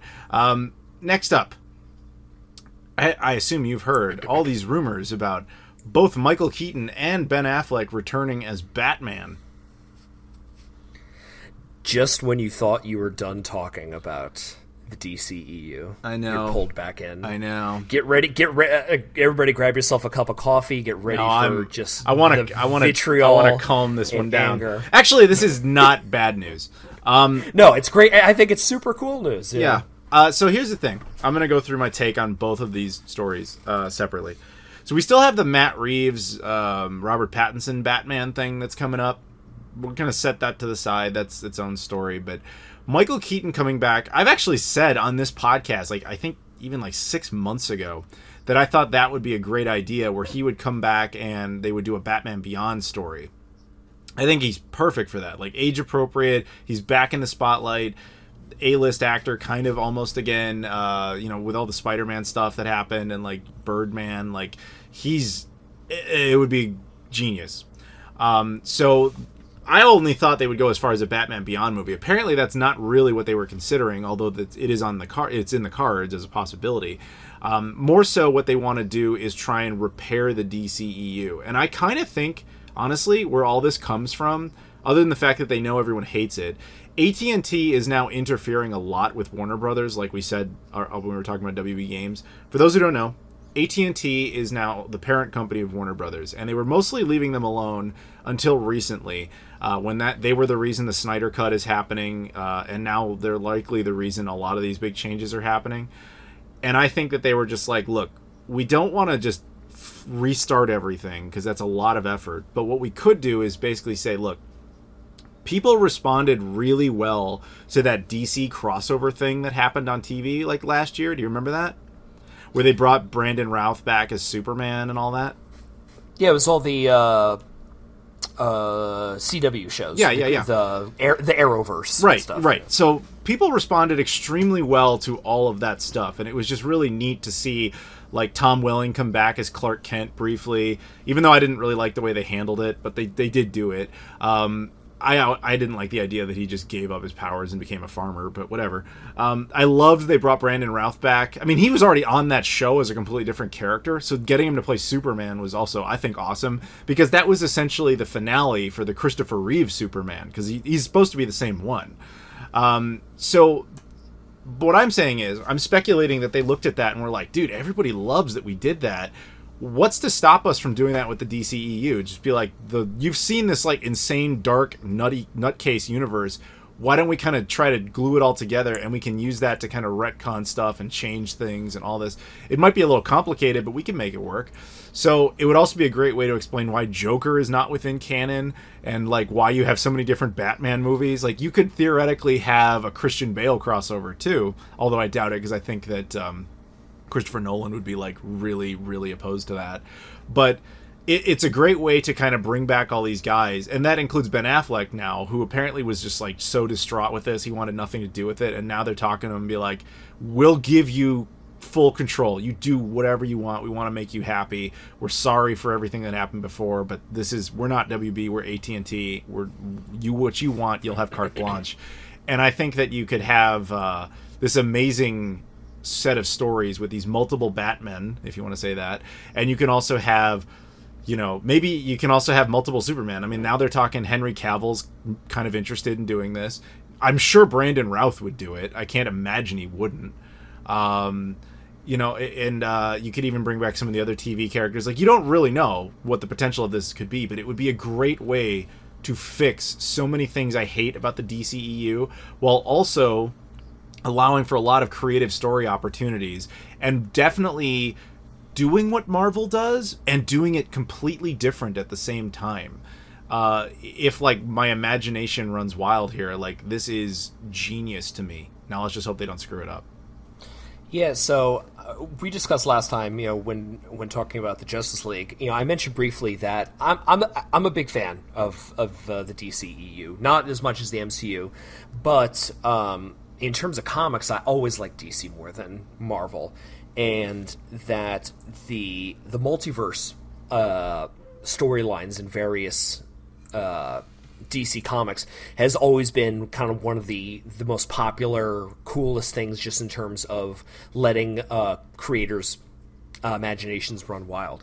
Now, I mentioned last week or last month that we both agree that since the DCEU has removed as big an emphasis on a shared universe, really since Justice League, that's when it's starting to really get good. Wonder Woman, Aquaman, Shazam. To be fair, those are all within that continuity. Joker was the first one that said, "Hey, we're not." But really, aside from Wonder Woman, which took place, which was made before Justice League, they're technically in that continuity, but you wouldn't know if you hadn't seen them before. They're really totally separate entities. And now, and that's really when they're succeeding. They decided that the end of serialization and having this giant shared universe frees up these different filmmakers to do something really interesting, like in terms of themes, styles, things like that. So I think it's really great that this idea of a multiverse theory in the DC expanded universe in terms of the television shows. We've already had Ezra Miller, who plays the Flash in the Justice League movie, already appear in the Arrowverse as part of this thing. So you're already laid the groundwork. It's just about expanding on that and expanding it to the Michael Keaton era, the Christian Bale, the Christopher Reeves Superman, Dean Cain, Lois and Clark. It really, you could do as much as you want, and the keys to the kingdom are right there if DC wants to really embrace doing something different than Marvel. Now, before I kind of hand over the mic, I will say that I think that this multiverse style of filmmaking is going to be the next battleground between Marvel and DC, because Marvel, even though they wiped the floor with DC in terms of this whole Infinity Saga thing, they're like, I could see them kind of grasping at what the next thing is going to be. Is it going to be X-Men? Is it going to be Fantastic Four? Are you going to introduce, like more like different aspects to the current MCU? But I think they're laying the groundwork as well for their own multiverse thing, with its roots primarily in Enter the Spider-Verse, which deals with this entirely. That is not with the MCU. Yeah, but I'm just saying. And also, with the most recent Spider-Man movie, was that Far From Home, introduces, what's his name? As, J. Jonah Jameson. J. Jonah Jameson. So that could be the first sign. And then the newest Doctor Strange movie that's coming out in a couple of years is called The Multiverse of Madness. So, if you're looking for ways to introduce some of these other Marvel staples that are now under the MCU umbrella, namely the Fantastic Four and X-Men, and to an extent Spider-Man, that would be the way to do it, if introducing this multiverse thing. So that's what I find interesting, if Marvel decides to really pursue this instead of just kind of continuing on this current MCU path. All right, so first I want to say Spider-Man I agree with you mostly. I just want to put a PS on a few points there. Spider-Man Into the Multiverse, I think when we go back historically at some point, maybe in 10 years, and be like, what triggered all this? Because I think the next wave of things is going to be universes with rewritable timelines. We'll talk more about that soon. I think that the genesis of all of that is going to have been Spider-Man Into the Spider-Verse that Sony did with was it the Lord and Miller, the guys who were supposed to do Solo. Kathleen Kennedy fired them, and then they went off and made the best animated picture that year. The genius that she is. But anyway, so they make that movie and introduce to the audiences, general audiences, the concept of, hey, Spider-Man isn't always the same Spider-Man. There's a dimension over here where he looks like this, and a dimension over here where he looks like that, and over here he's a pig man. It can be crazy, but you can make it work. And I think it was really receptive, and I think that might have been what led to the DC TV show crossover thing, which is probably what's leading to this. I agree with you that Marvel is probably setting that up, but I think it's not quite the same way. I think, honestly, that the Spider-Man thing with J. Jonah Jameson is awesome, but I also don't think that that's Marvel making that choice. I think that was more of a Sony decision, because you have to remember when that movie was in production, that was the end of their deal, and they needed an excuse, if they had to use it, to pluck Spider-Man out of the MCU and stick him in their own continuity thing with Venom. So they essentially had a movie where they introduced, again, Spider-Man into the Spider-Verse, multiple dimensions. So you can have a Spider-Man Far From Home 3 or whatever, or Homecoming 3, whatever you want to call that, where it doesn't have any cast member other than Tom Holland because he's been plucked into the Venomverse. That could have been their plan, and the only tip to that would be that J. Jonah Jameson is the same guy across every type of Spider-Verse. And then who knows, if they had wanted to expand on their own lore, they could have been like, we have a live-action Spider-Man Spider-Verse with all three of the, like, Andrew Garfield, Tobey Maguire, and Tom Holland. Like, that seemed to be what their plan was for a little bit until they renegotiated with Disney. And I think that's perpetually the hostage in the room that they have, is that play. So you can't, I'm not chalking that one up to any grand Marvel plan. That's more like Sony's, like, you know, loaded gun secret weapon plan.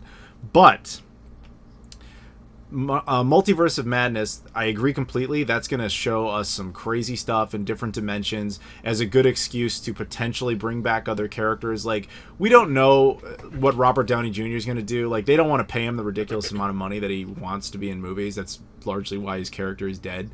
But if Robert Downey Jr. goes through a career slump and he can't really do anything else, they might be able to renegotiate where they bring him back. And the perfect movie to do that is that one, because, you know, the only person who knew he was going to die for the last 5 years at that point was Doctor Strange.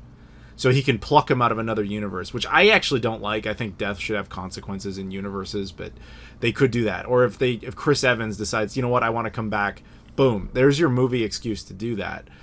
So you never really know. And it opens up a way to bring characters in that have been missing the whole time. Like, logically, the X-Men and the Fantastic Four should have been part of the MCU this whole time. We understand from a corporate reason why they haven't been, because all their rights were sitting over with Fox. But a Multiverse of Madness could be like, oh, we accidentally plucked all of the X-Men from a different dimension into our universe, and now they're just here. It's a great way to explain, like, why mutation, which is supposed to be this big process of evolution, has not been taking place in our dimension, but in their dimension it has. So you can do all that. You can introduce insane villains through something like that. Like, that's, again, where a Galactus could come from. It's just an excuse to explain stuff they have to fix. It could also potentially, if you really wanted to, you could do multiple Hulks that way, although they would never do that. Lou Ferrigno back as the Hulk, baby. Lou Ferrigno, Edward Norton, Eric Bana, like, get all of them. Yeah. They'll never do that. Mark Ruffalo, obviously, he'd be the only one on board, I'm sure. Lou Ferrigno would do it. But that would be, by the way, a hilarious visual. You have, like, these 3 CGI Hulks and then just one really big dude who's just but anyway, that doesn't matter. Just one more other possible lead into a Marvel multiverse. I was about to get to that, I think, but go ahead. You take it. What was the other Disney Plus thing that was announced is the Marvel What If. Yes, that's exactly where I was going. Yes, exactly. So you lead it. Go for it. Yeah, because we've already got confirmations that I think Chris Evans said he's going to reprise his as a voice, because it's going to be an animated show. Correct. I think. So I think he'd be more willing to come in and just do, like, as a voice over for an episode. I think that'd be cool. But the bottom line is, when Disney announced Disney Plus and they said, these are all the exclusive things, your Mandalorians, your, such and such.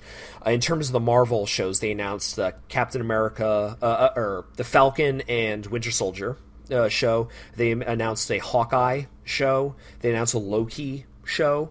And like mini-series, probably not necessarily like a full series for these things. But they also, one of the ones that they introduced was this Marvel What If thing, which is basically like, what if Captain America, instead of being Chris Evans, was Haley Atwell, who played Agent Carter? Yeah. Or it could be anything. What if when he crashed, he managed to escape the ice?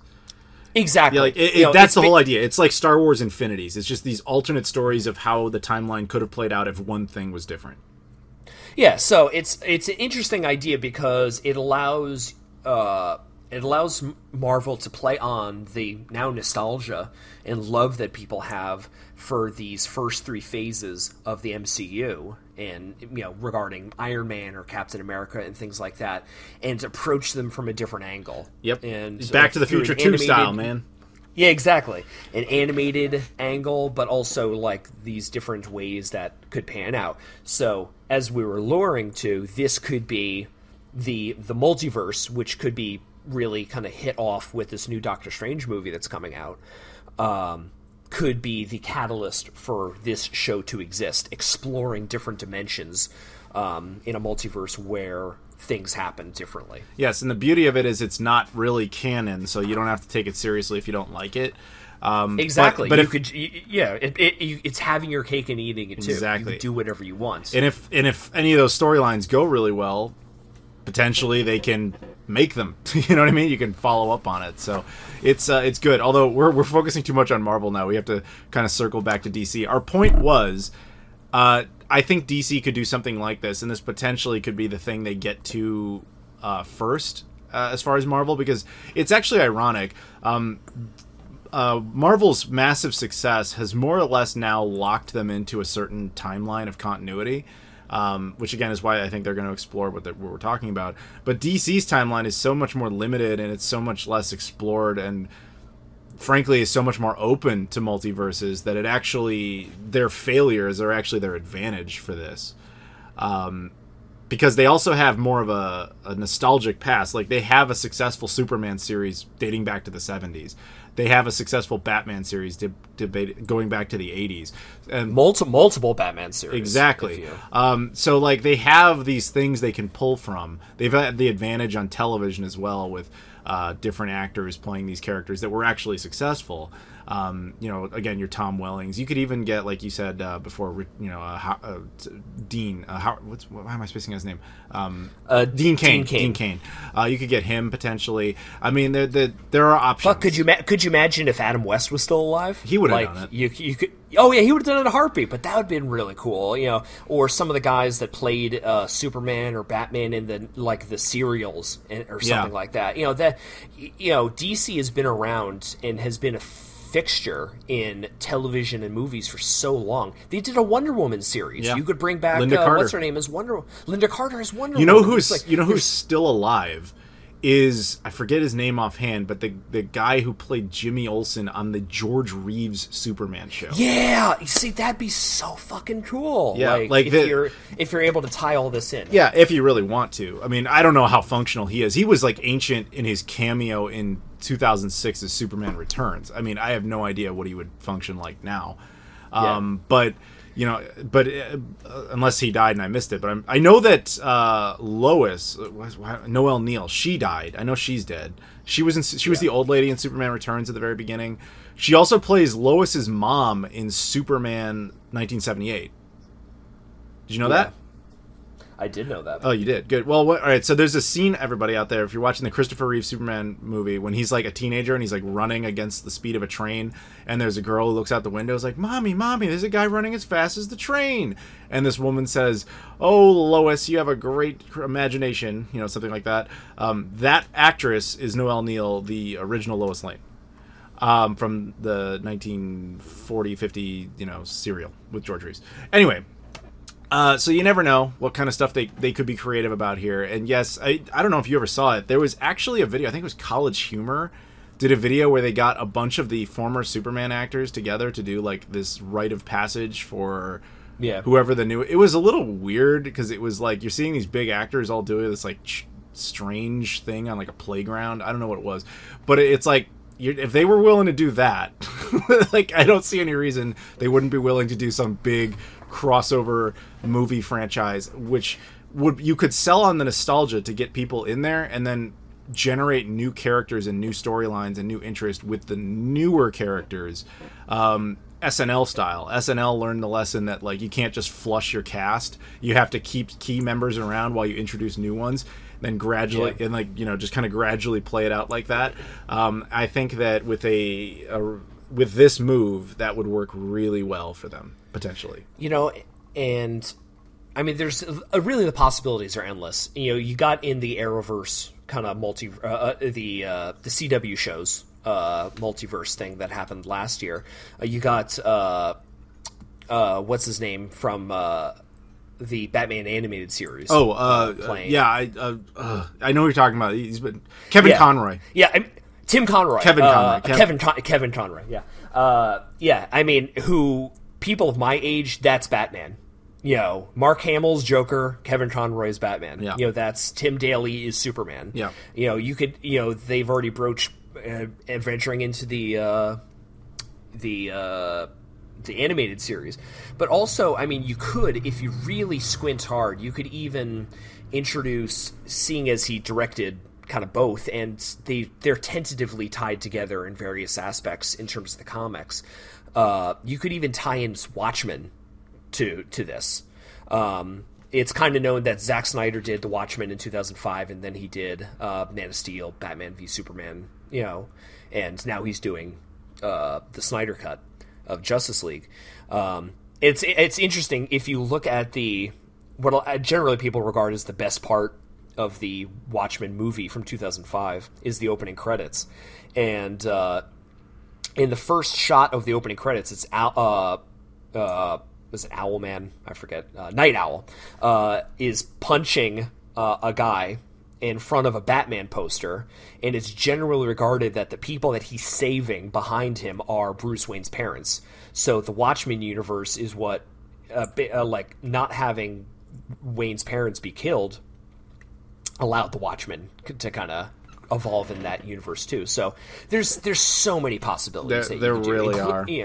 Yeah, you can have so much fun with it, and I hope that they do. I hope that DCEU's failure over the past 8 years, competing head to head with Marvel, basically just allows them to say, "Fuck it, we're just gonna do the craziest batshit stuff that you could imagine." I agree, and we're gonna have fun with it. And God, I hope they do, because Marvel movies, as much as we love them, sometimes I feel they're very stagnant. They're very samey. There's very few that feel different, and I think DC embracing its diversity in terms of themes, styles, time periods, mediums, really, would allow them to offer a real alternative to the MCU in popular culture.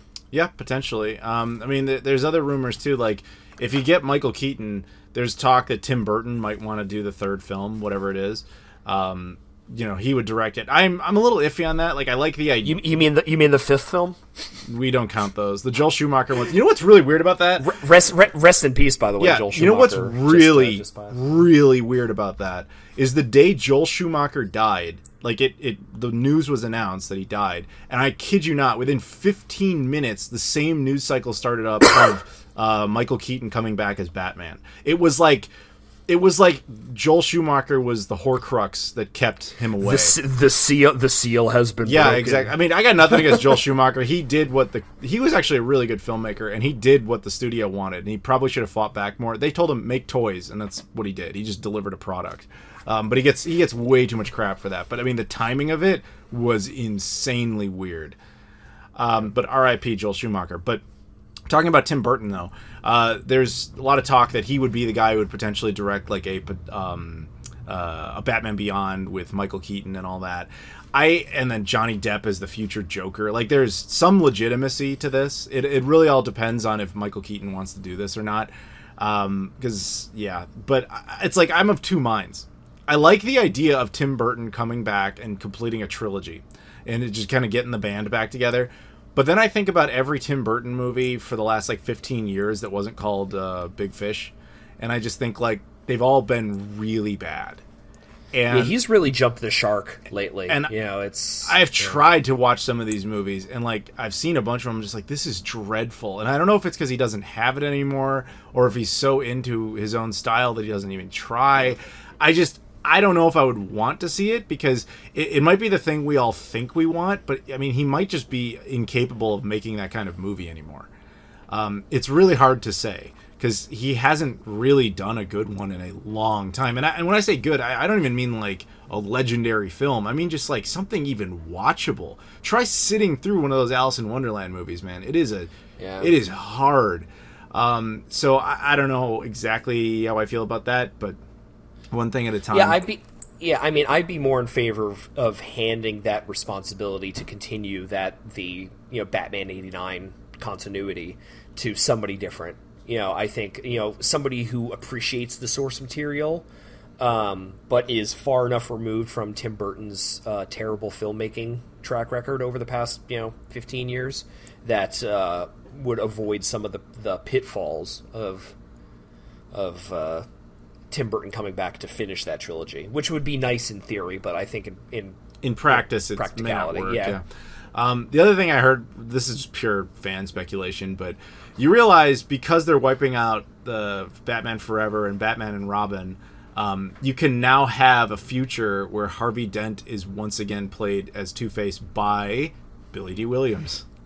Yeah, that'd be so cool. For those who don't know, here's a super short version. In the Batman 89, Billy D. Williams, a.k.a. Lando Calrissian himself, played Harvey Dent in a very tiny role.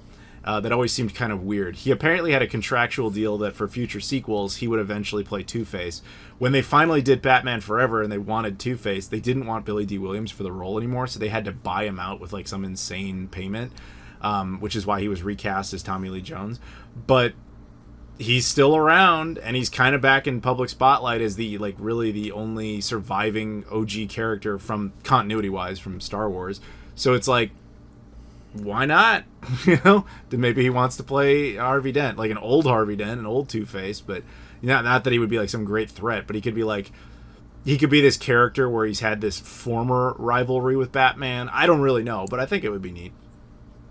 Yeah, I mean, I think even going back to our discussion from last month about kind of the Snyder Cut and the precedent set by the remake, the recut of Superman 2 that happened.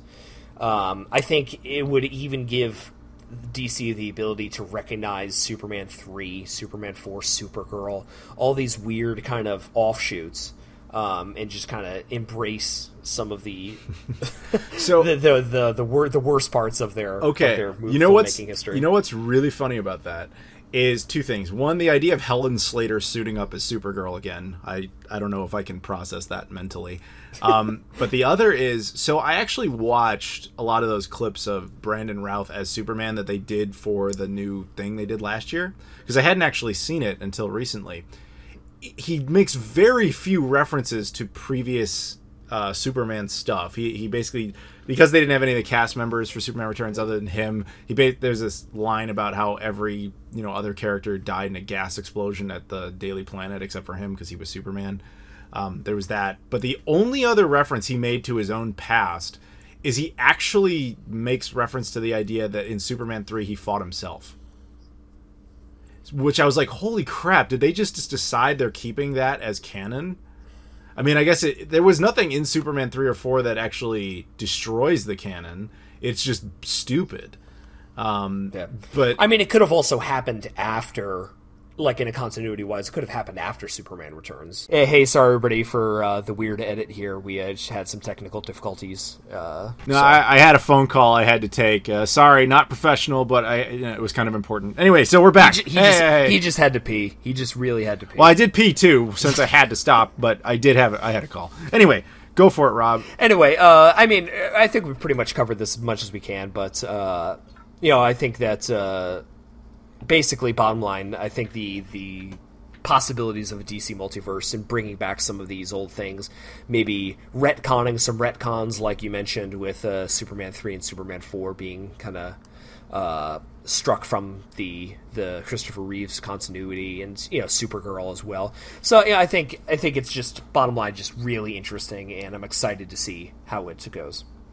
Yeah, it's you can tell we're super nerds, if that wasn't obvious already, because the only thing written down for the subject is Michael Keaton and Ben Affleck returning as Batman, and we turned it into like an hour of whatever, and we barely even talked about Ben Affleck coming back. But Ben Affleck's coming back.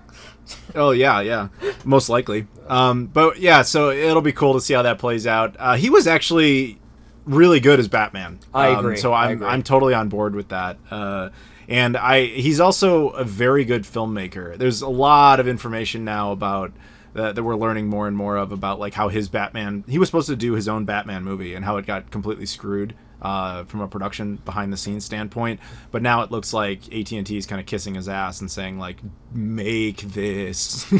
And so yeah, he'll probably be back, and we probably won't have even though we're going to get that weird Robert Pattinson one, again, that can just be another multiverse thing that's irrelevant. Well, that's what kind of the Batfleck movie it was kind of morphed into. It was going to be called The Batman, and it was going to be kind of a standalone movie. And Affleck was replaced by Matt Reeves, and then he was replaced by Robert Pattinson. So it does have some ties to that. So it'd be interesting. I think Matt Reeves is the writer-director. Yes. Right. Well, the way you made it sounds like Matt Reeves is also going to play Batman. No, he's taking over. The that would be like Tommy Wiseau Batman. He's like, I will play Batman, and I write and I direct the Batman. I am the Batman. Oh yeah. Oh hey, Alfred. Oh hey, Batman. What's up? Anyway, sorry. Harvey Dent, you betray me, Harvey. Harvey Dent, you betray me. You're not good. Now I push you in the acid. You become a chicken. Okay. Actually, did you see the Tommy Wiseau thing where he played Joker? I did. Hey, listen, man. If Marvel can do Spider-Pig in a multiverse, I want to see a Tommy Wiseau DC universe. Yeah. I agree, but that would only work in animation. There is no way like you could do that like live action. There's no way. Yeah. All right. Anyway, so let's move on from this subject. Yes. Sorry, everybody. I know that took forever. Now let's go on to one that will take no time. And by that, I mean it'll probably take a long time. Along the same lines, have you heard all of the rumors about Star Wars, the Disney Trilogy, possibly being erased from continuity? Yes, I did hear some of this. Do you know enough about it to give the elevator pitch? Or okay, so I think it stems from this YouTuber, right? Like who Doomcock. Yeah, Doomcock, Overlords, yeah. So he basically has this speculation video that Disney and Lucasfilm are kind of positioning themselves to strike the Rian Johnson, J.J. Abrams sequel trilogy of Force Awakens, Last Jedi, and Rise of Skywalker from canon, and basically have it be its own little standalone Star Wars expanded universe kind of thing over in its own corner, basically realizing that like, oh, we fucked up really bad, and we should have a mulligan on this entire trilogy, which is insane. It is the definition of wishful thinking, fan fiction bullshit, and I'm interested to hear what you think of it. Well, I'm half there. I don't think for a second Disney is going to say, okay, you know what? I know we made those 3 movies are bad. None of them count. It's Return of the Jedi, and now we have all this. I think that they will eventually wipe them from some version of continuity. So let's explain here.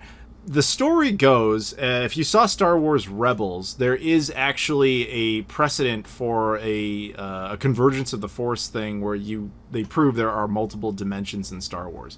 And I remember when I first saw that, I was like, really? Like, you're going there with Star Wars, and I was actually very opposed to it. But now to use it as a weapon to get rid of the Disney trilogy sounds amazing. Because the way that trilogy plays out is just offensive to the senses of a Star Wars fan. Its total lack of comprehension for what that lore even is astonishing. And the insulting way it destroyed and denigrated all of our favorite characters is just horrific. And it needs to go. But do I think Disney will actually they're not going to just come out one day with a press release and say, yeah, we're redoing it. This is the new Star Wars Episode 7. Probably not. But I do think what they're going to do is, I do think there's credibility to the idea that certain seeds were planted within the, shall we call it, the George Lucas faction of Lucasfilm, which is Dave Filoni was the guy who had control over Rebels. And so he was playing Kathleen Kennedy's game while playing his own game, which was, I'm going to go ahead and create this multiverse, thing. There's supposedly Jon Favreau and I guess Dave Filoni as well had something to do with the design. You remember that scene in Rise of Skywalker where Rey sees an evil Rey? Yeah. Supposedly the story goes that they were rather insistent that it look a certain way, like with these broken mirrors in there. Supposedly those mirrors are how you would gain access to the other dimensions. Well, you saw the mirrors in Last Jedi as well, in when Rey kind of falls into that pit on Octu, right. And so precisely. So there are little clues that supposedly, if the story is true, that were kind of slip-ins by shall we say, the good guys here, to try and be like, hey, when we retcon it, see how easy it was? It was there all along to be retconned. Because they had no control over where it was going. All they could do is leave breadcrumbs so that when they had power, they could wipe them out within story. I don't think there's any chance Disney just comes out and says, no, it's all just gone. There's a new Episode 7 and we're done. It's more like they'll make a new storyline that wipes them out within storyline, like X-Men Days of Future Past. I think that's vastly more likely. Like, you could see an entire Star Wars movie about fixing the continuity, because you could have this thing where they realize the Emperor survived by teleporting himself into the mirrors on the Death Star, and then, we'll see what you do from there. I have a really hard time believing you will ever get a lot of the Disney Trilogy cast back together, because they all seem to really hate what they produced there. Yeah. Which is a shame, because overall, I think kind of the core cast of like 4 characters, Poe, Finn, Rey, and what's his name? Ben Solo. I really like all 4 of the actors, and by the end of the first one, I was pretty invested in all of them. I was really interested to see kind of where this trilogy took them, and it's a shame, because I thought they did have pretty good chemistry together, and to see the universe basically crumble around them and marginalize certain people, like put other ones on pedestals, it was really a shame. Yeah, Force Awakens was not a good movie, but at least it gave us the ability to imagine a good movie after it. Yeah. Unlike Last Jedi, which was horrific and it just destroyed everything to the point where there was no repairing it. Yeah, and hence Rise of Skywalker is just picking up the pieces and trying to. Yeah. We rambled about this last month, so let's not even bother. But let's focus on the subject at hand, which is just what the consequences of this could be, and the evidence for it. We've already speculated on some of it. The other thing is, there's a couple other things. Kathleen Kennedy's contract expires in 2021, and it is not expected that she'll be re-signed. The assumption is that Jon Favreau would be put in that position. Now, Jon Favreau is a very interesting person within nerd lore. I mean, he is the guy who directed Iron Man 1. Like, he created the MCU. Yeah. And now he's the guy who could be creating a repair for the Disney Star Wars cinematic universe, if you want to call it that. He's got a lot going for him in nerd culture. And I feel like he would be perfect in that job. I always said that I didn't think Dave Filoni should assume that position, but Dave Filoni should kind of assume, like, they should have taken George's role and split it in 2 pieces, which was one half was the business side of things, and the overall, architect would more be a Jon Favreau, and then more on the creative side of things would be, your Dave Filoni, who directly studied under George. And then you could even get George back in there. I mean, he's been more open to being involved again. Yeah. There's so much we could talk about with this, but I'm trying to narrow it down just because I know we've gone way too long. Yeah. But go ahead. Okay, so like this idea of retconning and kind of redoing things, I think, as you mentioned, I think is wholly unrealistic, and I highly doubt. because in my heart of hearts, I love Star Wars, and I would always thought that the franchise would be above doing that. I agree. Like, you know, but honestly, nothing would surprise me now. What I would hope would be Disney realizes, okay, we fucked up.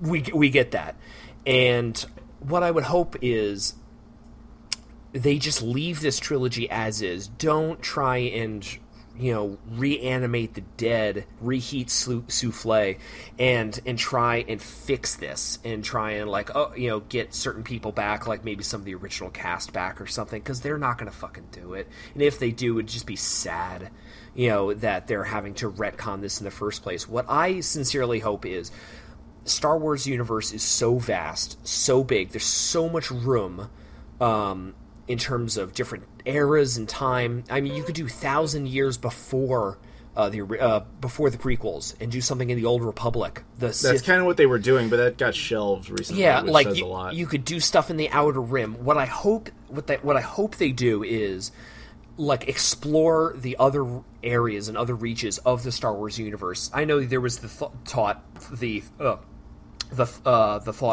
Rian Johnson trilogy of him doing his own fucked up thing in some other corner of the Star Wars universe. Let him fuck it up, you know, his own way, removed from, you know, the parts that you hold near and dear. And, like, I'd be fine with that. Like, I love, you know, I love the idea of going to the Old Republic. I love the Knights of the Old Republic games on the original Xbox. You know, to do something along those lines, or to do something far removed from the Republic or the Empire in the distant reaches of space, or time travel or something. There's so much stuff you could do, not centered around Jedi and Sith and Empire and Rebels. Like, do that. Explore different other areas and broaden this universe in the way that the novels and video games did back in the day before Disney took over, you know? I think that's wishful thinking, to be totally honest with you. I mean, super fans are going to be cool with that, but I think your average general audience has a certain expectation of what Star Wars is, and Disney played right into that with Force Awakens. I didn't like how they went so strong with it, but I think that was the mentality, is you have to have certain things for people to even know it's Star Wars, and that definitely hurt it. Well, you need to also redefine what Star Wars was. We hadn't had one in, like, 10 years, yeah? The last, not that it really counts, the Clone Wars movie was 2008. Yeah, that doesn't count. So it had actually only been 7 years between theatrical releases. But granted, very different eras. All I'm saying is, I think it's very hard. They're in a kind of a no-win situation. It's on the surface, the whole idea of a cinematic Star Wars universe looks good, but the problem is it's not like comic books. It has a fixed timeline, and it also has fixed rules. So if you change anything in those rules, you essentially retroactively change it for everything else. So, for example, the easiest one to point to is Holdo doing that stupid lightspeed attack at the end of Last Jedi. Yeah. Essentially suggests that anyone with a operational hyperdrive can just use it as a weapon to take anything out, which ruins all of continuity for Star Wars, because you're like, how is she the only person who ever thought to do this in, like, the 10,000 plus years lightspeed travel is known to exist in this universe? And it wasn't even like it was hard for her to do it. She just aimed and went, and go. And, like, everyone, even the people, you see it, like, the look on the faces of the other characters, like, on the First Order ship, they're like putting together what she's about to do. It's like, how could they know that if no one's ever thought to do this? And it shouldn't work that way. It's, like, supposed to be going through a wormhole in another dimension or something. It's not supposed to just be you go really fast and smack into something. The only way I could see that kind of having been interesting is if you had to be, like, within, like, 5 feet of something to potentially do that. But they didn't do that. It was just like, I'm 1,000 miles away, I'm just gonna hit lightspeed and kill you. Like, what are you doing? Yeah. I know it's fantasy to a certain extent, but dude, the Disney trilogy has to go. It has to be wiped from continuity, because now it bottlenecks them. They can't really do anything that takes place after Return of the Jedi for more than, like, 30 years before Force Awakens takes place. Which is what they're doing. Mandalorian takes place in there, and it sounds like, from what I'm reading, a lot of the projects that the quote-unquote George Lucas division wants to do is in that time frame to test the waters, to see how people respond to what they're doing there. And if it functions, it's easier to say, okay, now we're going to wipe out what you know as Force Awakens, and this is the new Episode 7 based on the Days of Future Past timeline rewrite that we did. Which I would be for. But the thing is, dude, Star Wars is not... I always agreed with you that I thought Star Wars was this vast universe with infinite possibilities, but the truth is it's not.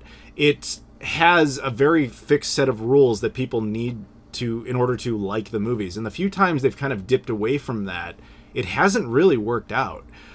Even the prequels were like, hey, we're going to do a bunch of totally different stuff. Everyone hated it. Okay, we're going to do Clone Wars like as a movie. Everyone hated it. We're going to do Solo, which doesn't really have any Sith or Jedi or anything in it. It's like the most different it could be. The only thing it's like, hey, we're going to latch on to some weird nostalgia, which I know that was like the worst part of it. And it was like okay at best, but nobody was invested in it because it was just it was like made for the audience that just watches YouTube videos about like how Jedis build their lightsabers. Like it's not really a general mass market concept any more than New Republic would be, or like something in the Outer Rim, like a simple gangster heist movie would not really appeal to general audiences. Part of what made the MCU work is that they were very good about saying this is a shared continuity. We respect each other's continuity. Here's a character or two that cross over, but we don't always have to follow the exact same storylines or formulas. But Star Wars is too established the other way. So it is a huge problem for them. And because they can't go Force Awakens onward without getting rid of it, they don't want to build off of that continuity. So they're very locked in a very small window of time where, frankly, not a whole lot is going on other than the Empire has collapsed and let's figure out what the state of the galaxy is going to be. And I think that's like literally what they're trying to figure out with Star Wars too, is after that, what is the state of the Star Wars galaxy going to be off camera as well as on camera?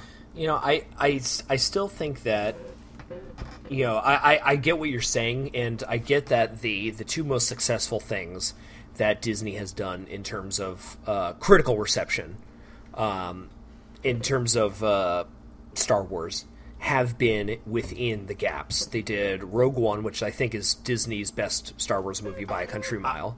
I agree completely. And Mandalorian, which takes place right after Return of the Jedi, so it doesn't bump up against the sequel trilogy. So, like, I get that, and I get that maybe the idea of far-flung adventures in the Star Wars universe wouldn't be palatable towards people. But I think, honestly, the best option would be an Old Republic thing, which Star Wars, the universe, has been re-gearing towards anyway, in terms of the comics. That there was kind of this big thing. It's like, this is what we're going to focus on now, is the Old Republic era. And I think that era, 1,000 years before, you know, Phantom Menace, gives viewers enough of the stuff that they know that they like about Star Wars. Space battles, Sith, Jedi, lightsabers. That's what the Old Republic is. I think the idea of going to there and having these key elements from the prequels, the sequels, and the original trilogy still evident there, I think would be a really good aspect, because it's able to not have to retcon and deal with the messiness of bumping up against Force Awakens and whether or not to reboot this or not, but giving this similar elements that people love about Star Wars in a new era where you can do, the sky's the limit of what you can do, because it's so far in the past, but it still has those elements, you know, right? And that it's been that has been allured to by the movies. You know, the reason that we got the prequel trilogy was because, you know, we wanted to see how Anakin Skywalker became Darth Vader. We wanted to see what the Clone Wars were, things that were alluded to in the original trilogy. That's people wanted to see. In the same way, in the prequels, you hear, you know, or even in the original trilogy, 1,000 generations, the Jedis were the protectors of the galaxy. The Sith, we defeated the Sith 1,000 years ago. There hasn't been a Sith since then. Let's see that.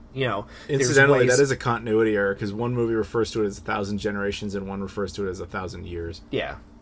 But, it's semantics. But regardless, I think the idea of taking some of these threads that were laid in the movies by George Lucas himself, not even dealing with the Disney trilogy, I think that's the way you go.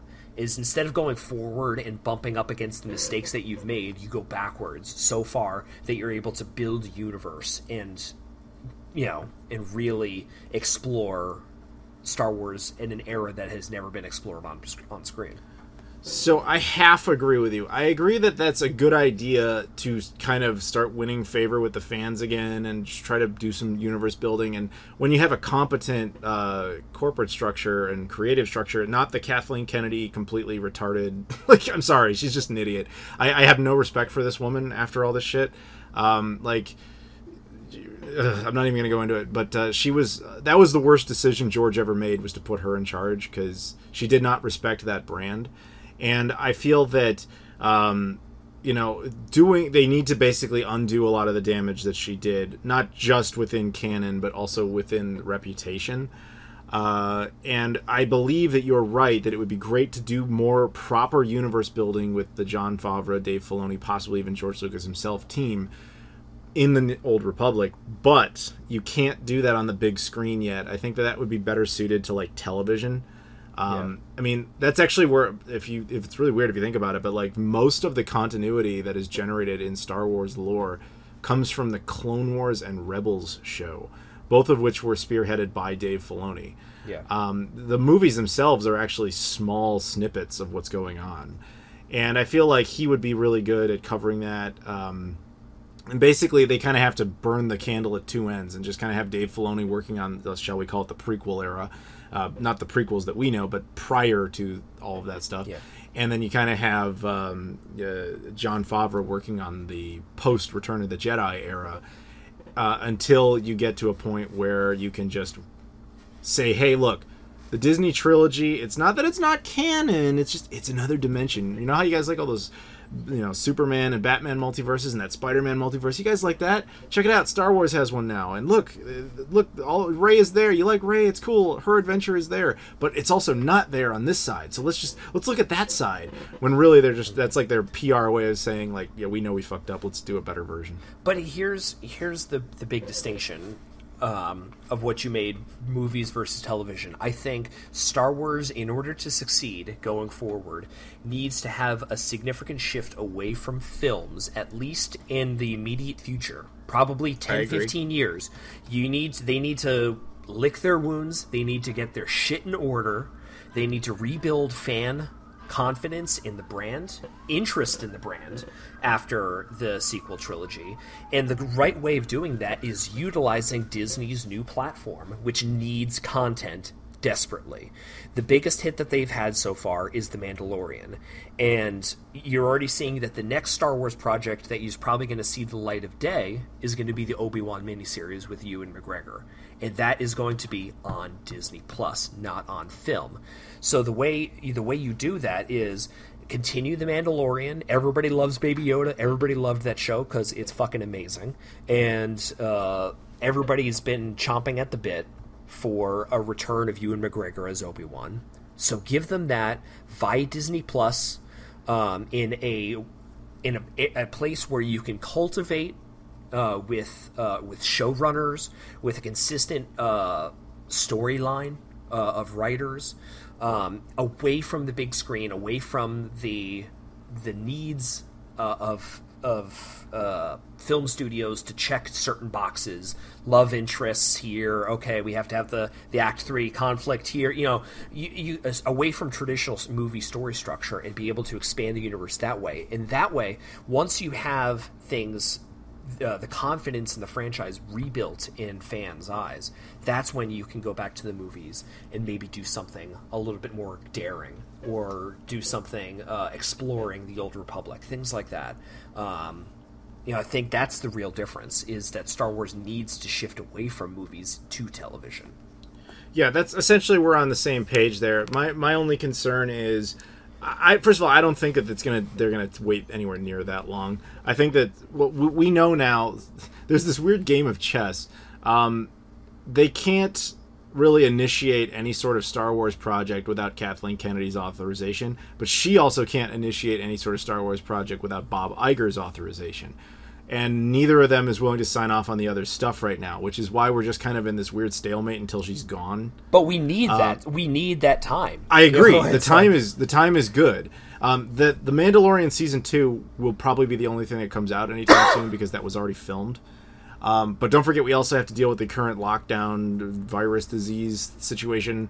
And so you have no new productions other than maybe animation can even continue right now. So it's kind of all moot. But you have to look at the other corporate decisions they make. For example, they canceled Star Wars Celebration this year, which was not surprising because of what's going on. But they also preemptively canceled the 2021 show. And I think it's because they full well know they're not going to have anything, because no work is going to get done until Kathleen Kennedy's gone. And it's, I mean, years later, when everybody goes back and watches the ESPN 30 for 30 equivalent of the history of, I mean, that's a sports reference, but when they go back and look at the history of what happened to Star Wars in the 2010s, like after the Disney acquisition, we're all going to be like, the worst possible person you could have put in charge of Lucasfilm is who you put in charge. And as awful as Kathleen Kennedy has been, I kind of blame George for this, because he handpicked her for that role, really not properly vetting her for the job. It's kind of like blaming a chimp when it shoots somebody. It's like, I'm blaming the guy who gave him the gun. You know what I mean? Like, the chimp doesn't know any better. Kathleen Kennedy did pretty much everything she said she was going to do. She just went in there and ruined Star Wars with her own, like, loudspeaker agenda and, like, complete lack of understanding of the source material. I mean, this is the woman who famously said, like, with Star Wars, we don't have any source material, so we just have to make it up on the fly. And everybody's like, you have decades of books that exist that were canon until you chose to make them not canon. When you look at the overall production that has come out under her watch, all of the best things are the stuff she had the least to do with, because she thought they were harmless, like The Mandalorian, which she really had nothing to do with. The season 7 finale for Clone Wars that everybody seemed to like, she had really nothing to do with. Rebels, season 1 was stupid, but after that it got a lot better, and she really had nothing to do with it. But the stuff that she had a hand in was really bad. Like, the Disney trilogy was really bad.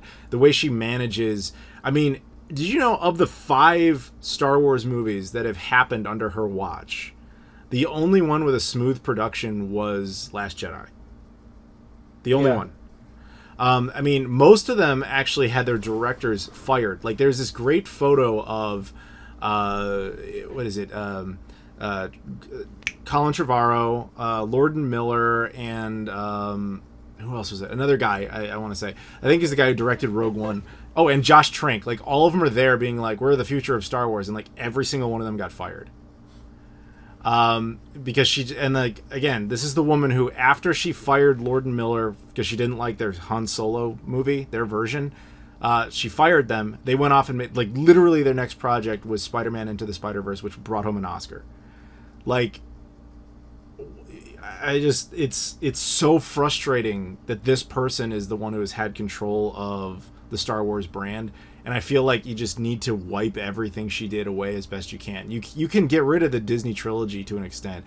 We will have to live with Solo. It's mostly harmless. It's kind of stupid. It kind of ruins the coolness of some things. It has that stupid robot in it. But you can just not watch it and not miss anything. Yeah. Rogue One I like. But it's funny, actually, because I'm not the only person who's ever thought of this. Apparently, and you either give her credit or blame, depending on how you feel, the Darth Vader scene at the end of Rogue One was Kathleen Kennedy's idea. She apparently felt it needed something like that. And I'm on such mixed feelings about that, because I love that scene by itself. I just love seeing Vader be like this awesome dude who's like crushing everybody. I thought that was amazing. But then I sit there and I think about what that does within continuity of the universe, and it's like 5 minutes later, he's boarding the Tantive 4 in A New Hope, and he couldn't be more stale and non-eventful. And it's like, what changed? You know, it's one of those things where she doesn't really, she's like Rian Johnson, where they've even, like, he was very famously said, he's like, I don't really care about continuity, I just care about the story that I'm telling, and what's come before, what after doesn't matter to me. She seems to be of the exact same mindset. Like, it works right now in this moment, and that's all that matters. Whereas, to a Star Wars fan, that doesn't fly. You know, it's all supposed to be, like, essentially one big movie. So when you have a character do such a major shift like that, it's kind of jarring. So, I don't know. That's a lot, but what do you think?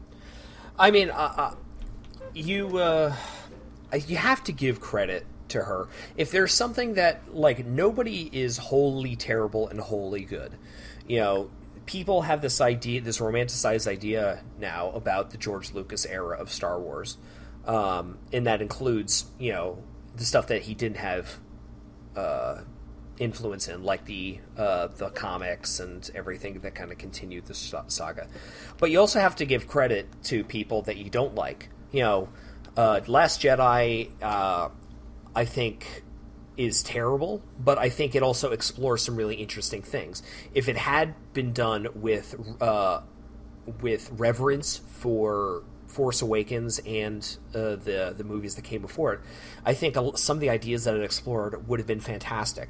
I agree. Some of the themes are not bad. Yeah. They're just executed horribly. So when you have, like, this, you know, the Vader scene in Rogue One, which I think is just the coolest fucking scene ever. It turns Star Wars into a slasher movie, and like I said, the scene by itself. Yeah, the scene by itself is amazing, and I remember getting blood chills. I was loving it, but then it's just what it does to continuity. Anyway, sorry, go ahead. But it's continuity for a single scene from a movie, like, and there are already continuity errors between the prequels, and there definitely are. Yeah, so you can't, just because, like, Vader is, like, acting slightly different in A New Hope, or it's like, how could Leia, like, say that, it's like, we're on a diplomatic mission from the Imperial Senate, you know?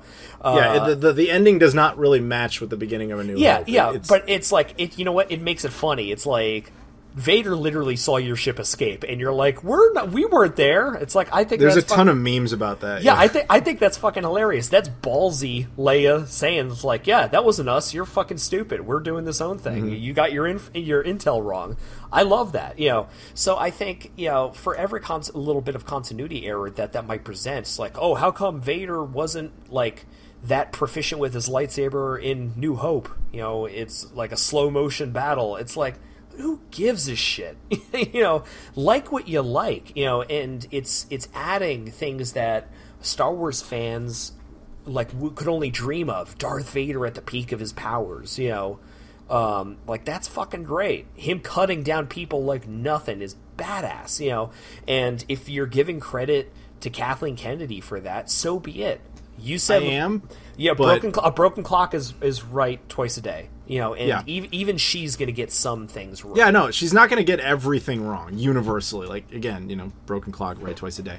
But I wish they would have utilized that into the most obvious miniseries or movie that would have been conceivable, which is a Darth Vader solo film. It's a mask character, and James Earl Jones is still with us. And all you used him for in the Disney trilogy was inside your head. A single line of dialogue. That's all we got in the dumbest way possible. At least with Rogue One, he spoke a few times, but I'm like, that is the movie I want to see, not Solo. Why would you greenlight that? You might still get it. You know, you might. It's possible. It's not impossible. Disney Plus miniseries, just give it to us. You know. But again, it's one of those things you gotta wait for Kathleen Kennedy to go. She's also the reason the Obi-Wan thing keeps getting delayed, because she doesn't really want that show. Yeah. That's another show that I thought would have been really good. Again, briefly, you know, you can only do maybe 4 to 6 episodes of that, because you have to squeeze it within a certain time frame. And unfortunately, there's been a lot that's already been explored in those areas. We know how it's going to play out. We know where it came from. We even know how Darth Maul meets up with him eventually. We know all that. So it's like you have to have these different stories that carry a different type of weight, which does really limit it. But it's not impossible. And the guy who I want in charge of that is Dave Filoni. Like, if you ever heard him talk about it, he's just like, when we were doing Clone Wars, we had to operate within a certain time frame, which means we have to have this happen and that happen, but this can never happen. And like in all of Clone Wars, Anakin never meets General Grievous. For 7 seasons of that show, they never actually meet, and there's a simple reason for that, because at the very beginning of Revenge of the Sith, they meet for the first time, and he just goes, "General Grievous, you're taller than I would have expected." Like, so they have to write around that problem. I respect people who care enough about the lore and the continuity to use the limitations as creativity. I feel like Dave Filoni is one of those. Kathleen Kennedy is not one of those people. Yes, I'll give her credit that the scene itself is cool at the end of Rogue One. It's bad for continuity, and they actually had to retcon the reasoning for that problem within some book. And the reason is, like, as soon as Vader was on the Tantive 4 and he could sense Leia, he sensed something and it was throwing him off, and that's why he just kind of changed his tune. And that's the same way as he was on the Death Star, is when he sensed Obi-Wan, he was just kind of like, he was emotionally struck and just couldn't quite focus on his hatred as much. Like, that's an actual explanation they had to generate. Does it really matter? Honestly, no. We're just fans talking about entertainment. But it's just one of those things where I'm just saying I respect people who respect the material more than I respect people who do stuff because it's cool. Yeah, no, I totally agree. And that's why I think a shift to TV, away from films, allowing story writers to tiptoe around the elephant in the room that is the sequel trilogy, in other ways, whether it be doing character-focused things like Mandalorian or Obi-Wan, or doing something in the Old Republic like I suggested. Basically, it's all about rebuilding Star Wars' image. In the same way that DC is trying to rebuild the image of the DCEU, with this, the end of serialization in terms of its movies, doing just standalone great movies, and not worrying about tying them in if they don't want to. I think that's the way Star Wars needs to go about doing it, and recreating fan interest. And I think with Kennedy's contract ending up next year, and like all signs pointing to her leaving,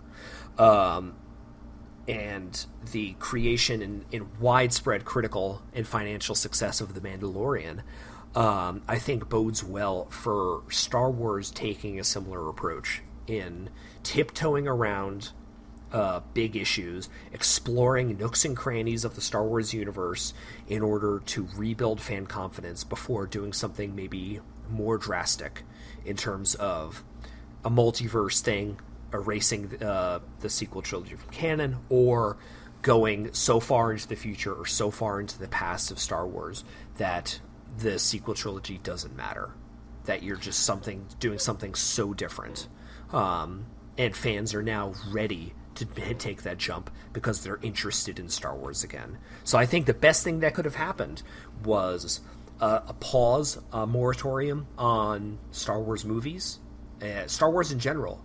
Let the franchise breathe for a little bit, and then take things like small-scale things like Mandalorian, like an Obi-Wan series, that fill in the gaps here or there, and then reapproach the franchise.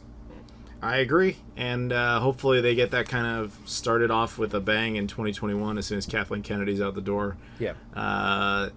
But we'll see. I think, I want to explore obviously more of this, but we've gone on for way too long, so yeah. I think it's time to kind of wrap this up. We'll find out more information eventually. So, Rob, I want to thank you very much for invading the podcast once again. Oh, it's always a pleasure.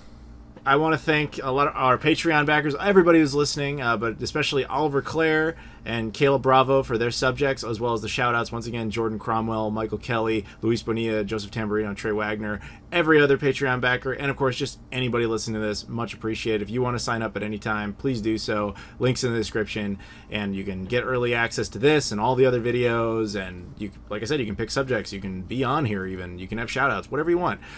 So thank you so much. Please like, comment, subscribe, and Rob, anything last thoughts? No, smash that like button, bro. Yeah, there you go. Do that, bro. All right. Thanks, everybody. See you all later. Take care.